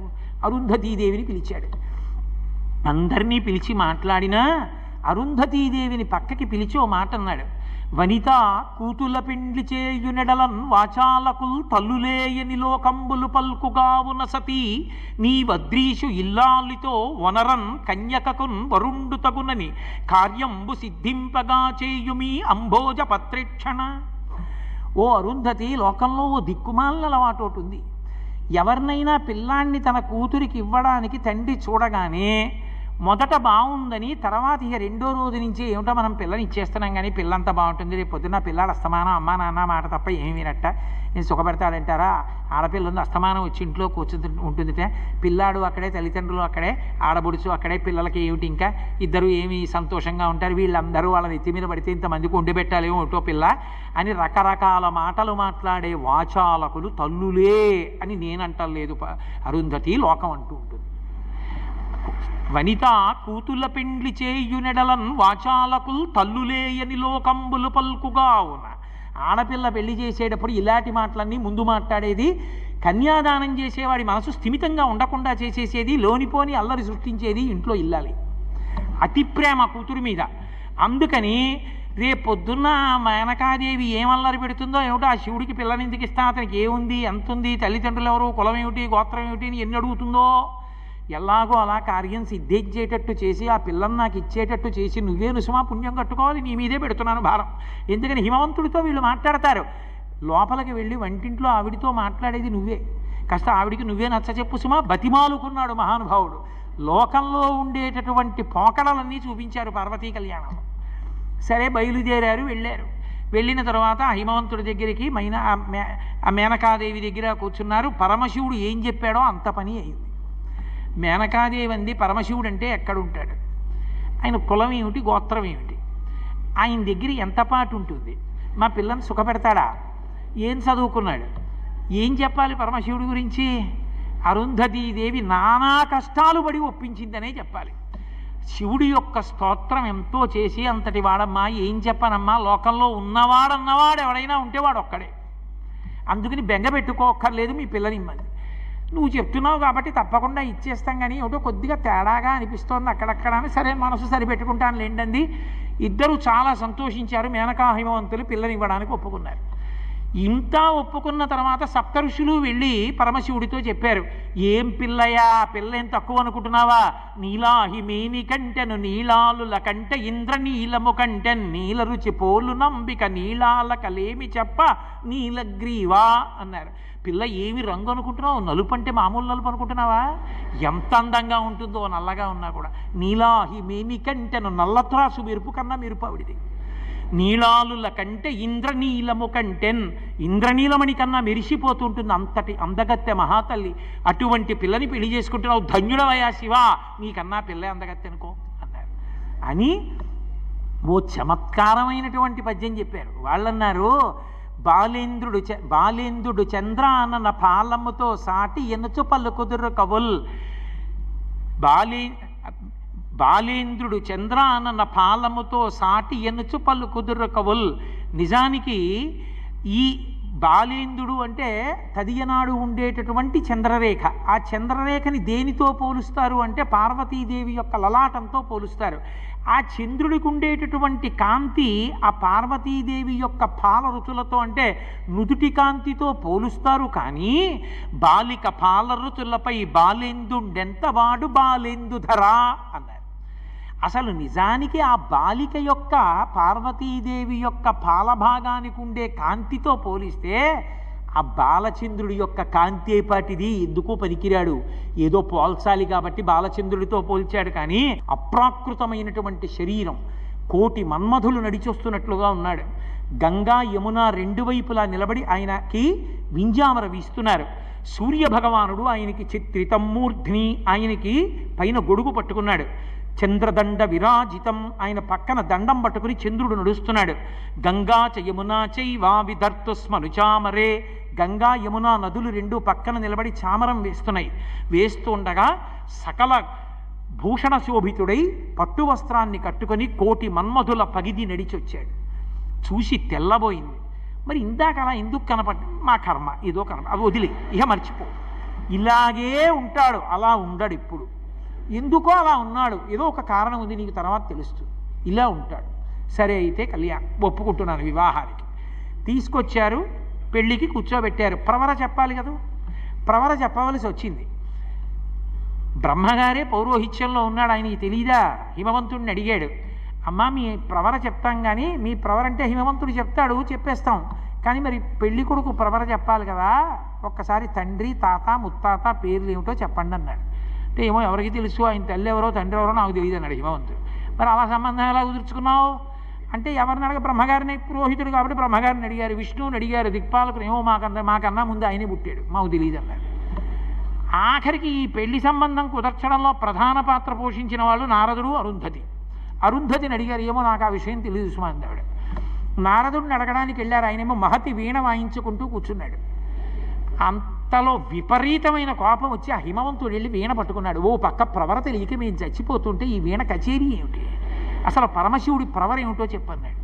పరమశివుడికి ప్రవర ఏమిటి? ఆయన నాదస్వరూపుడు, ఆయనే ఆదిమధ్యాంతరహితుడు, ఆయనకి తుది మొదలు ఉండవు, ఆయనకి ప్రవర ఏమిటి? అందుకే నేను నాదస్వరూపుడైన పరమశివుడి ప్రీతి కొరకు వీణానాదం చేస్తున్నానన్నాడు. అప్పుడు చతుర్ముఖ బ్రహ్మగారు ఏదో ప్రవర చెప్పాలి కదూ. ఎవరో వెనకటికి పాలేరుగా ఉండడానికి వచ్చేట. వస్తే ఇంటి యజమాని చాలా సంతోషించి, చాలా బాగా పనిచేస్తున్నామని 3 రోజులు పని చేయించుకుని, నీ పేరే బాగులేదు పెరుమాళ్, నీ ఏదైనా కోపం వస్తే నేను తిట్టాలంటే పెరుమాళ్ళు అని పిలిచి ఏం తిడతాను? పెరుమాళ్ళు అంటే భగవంతుడు. అందుకని మీ ఊరు వెళ్ళి పేరు మార్చుకురాను, 10 రూపాయలు ఇచ్చాడు. ఇస్తే ఆయన ఊరు వెళ్ళి మళ్ళీ తిరిగి వచ్చాడు. మార్చుకున్నావా పేరు అన్నాడు. మార్చుకున్నాను అన్నాడు. ఏమిటి నీ పేరు ఇప్పుడు అన్నాడు. పెద్ద పెరుమాళ్. పెరుమాళ్ కాదు పెద్ద పెరుమాళ్. ఏమిటి తేడా? పరమశివుడి కళ్యాణానికి ప్రవర చెప్పాలంటే ఏం చెప్పాలి? అందుకే నిర్గుణ, నిరంజన, నిరాఖ్యాత, నిరామయ, నిర్వికల్ప పంచారుషేయ ప్రవరాన్విత పరమశివ గోత్రస్య అన్నాడు. అంతకన్నా గోత్రం ఆయనకి ఏం చెప్తారు? అందుకని పరమశివ గోత్రస్య విశ్వనాథ శర్మణో నప్త్రే, విశ్వనాథుడనబడేటటువంటి శర్మగారి యొక్క మునిమనవడు.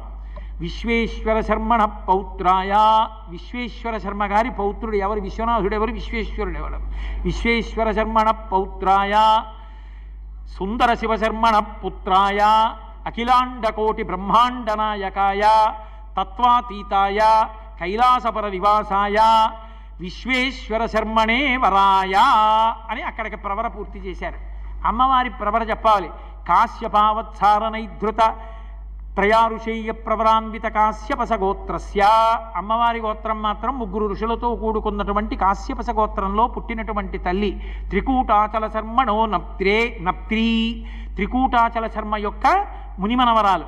కోలాహల శర్మణ పౌత్రీం, కోలాహలమనబడేటటువంటి పర్వతం యొక్క ఆ మనవరాలు. హిమాచల శర్మణ పుత్రీం, అఖిలాండకోటి బ్రహ్మాండ నాయకీం, తత్వమర్థస్వరూపిణీం, మహాలక్ష్మీ స్వరూపిణీం పార్వతీదేవీ నామ్నీం కన్యాం అని ప్రవర చెప్పారు. చెప్పి పార్వతీ పరమేశ్వరులిద్దరికీ కూడా కళ్యాణం పూర్తి చేశారు. పార్వతీ పరమేశ్వర కళ్యాణం పూర్తయిపోయింది, కన్యాదానం చేశారు. కానీ హిమవంతుడికి మేనకాదేవికి మనసులో మాత్రం ఒక చిన్న భయం ఉండిపోయింది. మరి మనకు అలా ఎందుకు కనబడ్డాడు? అది తప్పని నారదుడు అంటలేదు, నిజమే అలా కనపడ్డాడు అంటున్నాడు. అలా మళ్ళీ కనపడితే అన్న బెంగ కడుపులో ఉండిపోయింది కాబట్టి త్రికరణ శుద్ధి లేని కన్యాదానం చేశారు కాబట్టి హిమవత్ పర్వతం ఉండిపోయింది. హిమవత్ పర్వతాన్ని దేవతల కోరిక మేర ఉంచడం కోసమని తన పెళ్లికి తానే అన్ని మాటలు పడి కళ్యాణం చేసుకున్న మహానుభావుడు ఉదారుడు పరమశివుడు. పార్వతీదేవికి ఇచ్చిన మాట నిలబెట్టుకోవడానికి కన్యాదాత గారి ఇంటికి వెళ్ళి కన్యని అపేక్షించి ప్రవరతో వివాహం చేసుకుని అందరినీ తృప్తిపరిచాడు. ఓ పక్క ఇంత అల్లరి పూర్తయింది అనుకునేటప్పటికీ శ్రీ మహావిష్ణువు గబగబా వచ్చారు. వచ్చి మహానుభావ శంకర, ఒక పెద్ద ఉపద్రవం వచ్చేసిందన్నారు. ఏమొచ్చింది అన్నాడు. ఓ శంకర, సంపూజ్య బృందారక కామధ్వంసక, మీ వివాహమంచూడ లోకములన్నియున్ సంప్రీతిన్ వచ్చి చేరగను. మహావ్రీగై భరంభోర్వక, ఈ ధరణీ చక్రము కృంగే సమతం పొందించి రక్షింపవే. ఆడపిల్లివారు పర్వతాల్ని, నదుల్ని, సముద్రాల్ని, పిల్లయేర్లని, ఆఖరికి పర్వతాల్లో ఉండేటటువంటి మృగాల్ని, జింకల్ని అన్నిటినీ పిలిచేశారు. వాళ్ళందరూ వచ్చేశారు. ఇటుపక్క నుంచి మీ వైపు నుంచి ఊర్ధ్వలోకాల్లో ఉన్న వాళ్ళందరూ వచ్చేశారు. అందరూ వచ్చి హిమాలయ పర్వతాల మీద పెళ్లి కూర్చోవడంతో భూచక్రం కూగిపోయింది. ఒక పక్క బరువు ఎక్కువైపోయింది. కాబట్టి ఇప్పుడు సమతం పొందించి రక్షింపవే, మళ్ళీ భూచక్రం నిలబడేటట్టుగా చేయమని అడిగారు. వెంటనే పరమశివుడు పెళ్లిపీటల మీద కూర్చున్నవాడే చుట్టూ చూశాడు. మహానుభావుడు ఎవడరా నిలబెట్టగలిగిన వాడని. పొట్టిగా ఉంటాడు, కానీ ఆచమనం చేస్తే సముద్రాన్ని ఆచమనం చేసేస్తాడు. బ్రహ్మవైవర్త పురాణంలో చెప్తారు, రాక్షసులందరూ పాతాళ లోకంలోంచి సముద్రంలో ఉన్న ద్వారంలోంచి పైకొచ్చేవారు రాత్రిళ్ళు. అలా పైకొస్తున్నారని దేవతలు ప్రార్థించారు అగస్త్యుడి దగ్గరికి వెళ్ళి, అయ్యా ఈ సముద్రంలో నీళ్ళన్నీ మీరు ఆచమనం చేసేసేయండి, చేసేస్తే మేము రాక్షసుల్ని చంపేస్తామన్నారు. ఆయన ఆచమనం అంటే 3 మాటలు చేయాలి. ఓం కేశవాయ స్వాహ, ఓం నారాయణాయ స్వాహ, ఓం మాధవాయ స్వాహ అని 3 మాటలు ఆచమనం చేయవలసింది. అగస్త్య మహర్షి సముద్రం దగ్గరికి వెళ్ళి ఓం కేశవాయ స్వాహ అని అడిగే, నీళ్ళు నా కమలంలో ఉచ్చుకుంటానులే వెళ్ళండి అన్నాడు. వెళ్ళారు. ఆ సముద్రంలోంచి పాతాళంలోంచి పైకొచ్చే ద్వారంలోంచి వస్తున్న రాక్షసులందరినీ సంహారం చేసేశారు. కానీ భూమికి సమతౌల్యం ఉండాలంటే నీళ్లు ఉండాలి. అగస్త్యుడి దగ్గరికి వెళ్ళి అడిగారు, అయ్యా నీళ్లు వదిలేయండి అన్నారు. మీరు ఈ మాట ముందు చెప్పలేదు, ఆచమనం చేయమన్నారు, చేసేశారు. ఇప్పుడు లేవు నీళ్లు, జీర్ణం అయిపోయాయి అన్నాడు. అయిపోయి సముద్రం జీర్ణం అయిపోవడం ఏమిటండి, ఇప్పుడు ఎలా మరి నీళ్లు లేకపోతే అన్నారు. ఉన్న నీళ్లు వదిలేస్తానన్నాడు. కాబట్టి ఉన్న నీళ్లు వదిలేయడం అంటే జీర్ణం అవగా మిగిలిన నీళ్లు ఉన్నాయి, మూత్రావయవంలో చదులుతాను ఉప్పగా అయిపోయాయి మరి అన్నాడు. వదిలేయమన్నారు. అగస్త్యుడి మూత్రావయవంలోంచి వచ్చింది కాబట్టి సముద్రపు నీరు ఉప్పగా ఉంటుంది. అందుకే పర్వదినంలోనే స్నానం తప్ప సామాన్య దినాల్లో స్నానం లేదు. నది దగ్గరికి వెడితే సంకల్ప స్నానం, సముద్రం దగ్గరికి వెడితే మహాసంకల్ప స్నానం. రామేశ్వరం వెళ్ళారనుకోండి, సంకల్పం చెప్పి స్నానం చేయకూడదు, మహాసంకల్పం చెప్పి స్నానం చేయాలి. ఎక్కడ సముద్ర స్నానం చేసినా అంతే. ఎక్కడ పర్వదినంలో సముద్ర స్నానం చేసినా మహాసంకల్పం చెప్పి చెయ్యాలి, లేకపోతే ఫలితం ఉండదు. అగస్త్యుడంతే అంతటి మహానుభావుడు. ఆ కాశీఖండంలో ఆ అగస్త్యుడి ఆశ్రమము, ఆయన యొక్క తపశ్శక్తి గురించి వర్ణిస్తారు. ఆయన్ని పిలిచి పరమశివుడు, నువ్వు ఒక్కడి వెళ్ళిపోతే చాలు దక్షిణ దేశానికి, ఉత్తర దిక్కు నిలబడుతుంది కాబట్టి వెళ్ళిపోమన్నాడు. అయ్యో కాశీపట్టణం ఉంది, ఉత్తర దిక్కున వదిలి వెళ్ళలేనన్నాడు. నీకేం పర్వాలేదు, మళ్ళీ దక్షారామంలో నీకు నేను దక్షిణ కాశీగా దర్శనమిస్తాను, వెళ్ళమన్నాడు. అప్పుడు అగస్త్యుడు వింధ్య పర్వతాన్ని దాటి దక్షిణ దిక్కుకి రావడం వల్ల భూచక్రం నిలబడింది. పార్వతీ పరమేశ్వర కళ్యాణం పూర్తయింది. పరమ సంతోషంతో అమ్మవారిని తీసుకుని మళ్ళీ పరమశివుడు కైలాస పర్వతం మీదకి చేరాడు. షణ్ముఖోత్పత్తి జరిగింది. సుబ్రహ్మణ్య స్వామి వారు పుట్టిన తరువాత దేవసేనకంతటికీ ఆధ్యక్షంలో కూర్చోబెట్టారు. వెంటనే ఆయన బాణం తీసి శక్తి బాణాన్ని తారకాసురుడి మీదకి ప్రయోగించాడు. తారకాసుర సంహారం అయిపోయింది. దేవతలందరూ సంతోషించారు. పార్వతీ పరమేశ్వరుడు ఇద్దరూ జగత్తుకంతటికీ తల్లిదండ్రులై సింహాసనం మీద కూర్చునుండగా లోకాలన్నీ ఏ భయం లేకుండా తల్లిదండ్రుల యొక్క ఛత్రఛాయలలో పరమ సంతోషంగా ఆనందంగా ఉన్నాయనేటటువంటి మంగళకర వాక్కుతో ఈ 3 రోజుల కళ్యాణ శోభాని ఏర్పాటు చేసిన ప్రసంగాల పరంపరలో 3వ రోజు పార్వతీ కళ్యాణ ఘట్టాన్ని ఇక్కడతో పూర్తి చేస్తూ మంగళాశాసన పరై మదాచార్య పురోగమై సర్వైశ్చ పూర్వైరాచార్యై సత్కృతాయాస్తు మంగళం. మంగళం కోసలేంద్రాయ మహనీయ గుణాత్మనే చక్రవర్తి తనూజాయ సర్వభౌమాయ మంగళం. ఉమాకాంతాయ కాంతాయ కామితార్థప్రదాయినే శ్రీగిరీశాయ దేవాయ మలినాథాయ మంగళం. సర్వం శ్రీ ఉమామహేశ్వర పరబ్రహ్మార్పణమస్తు. స్వస్తి.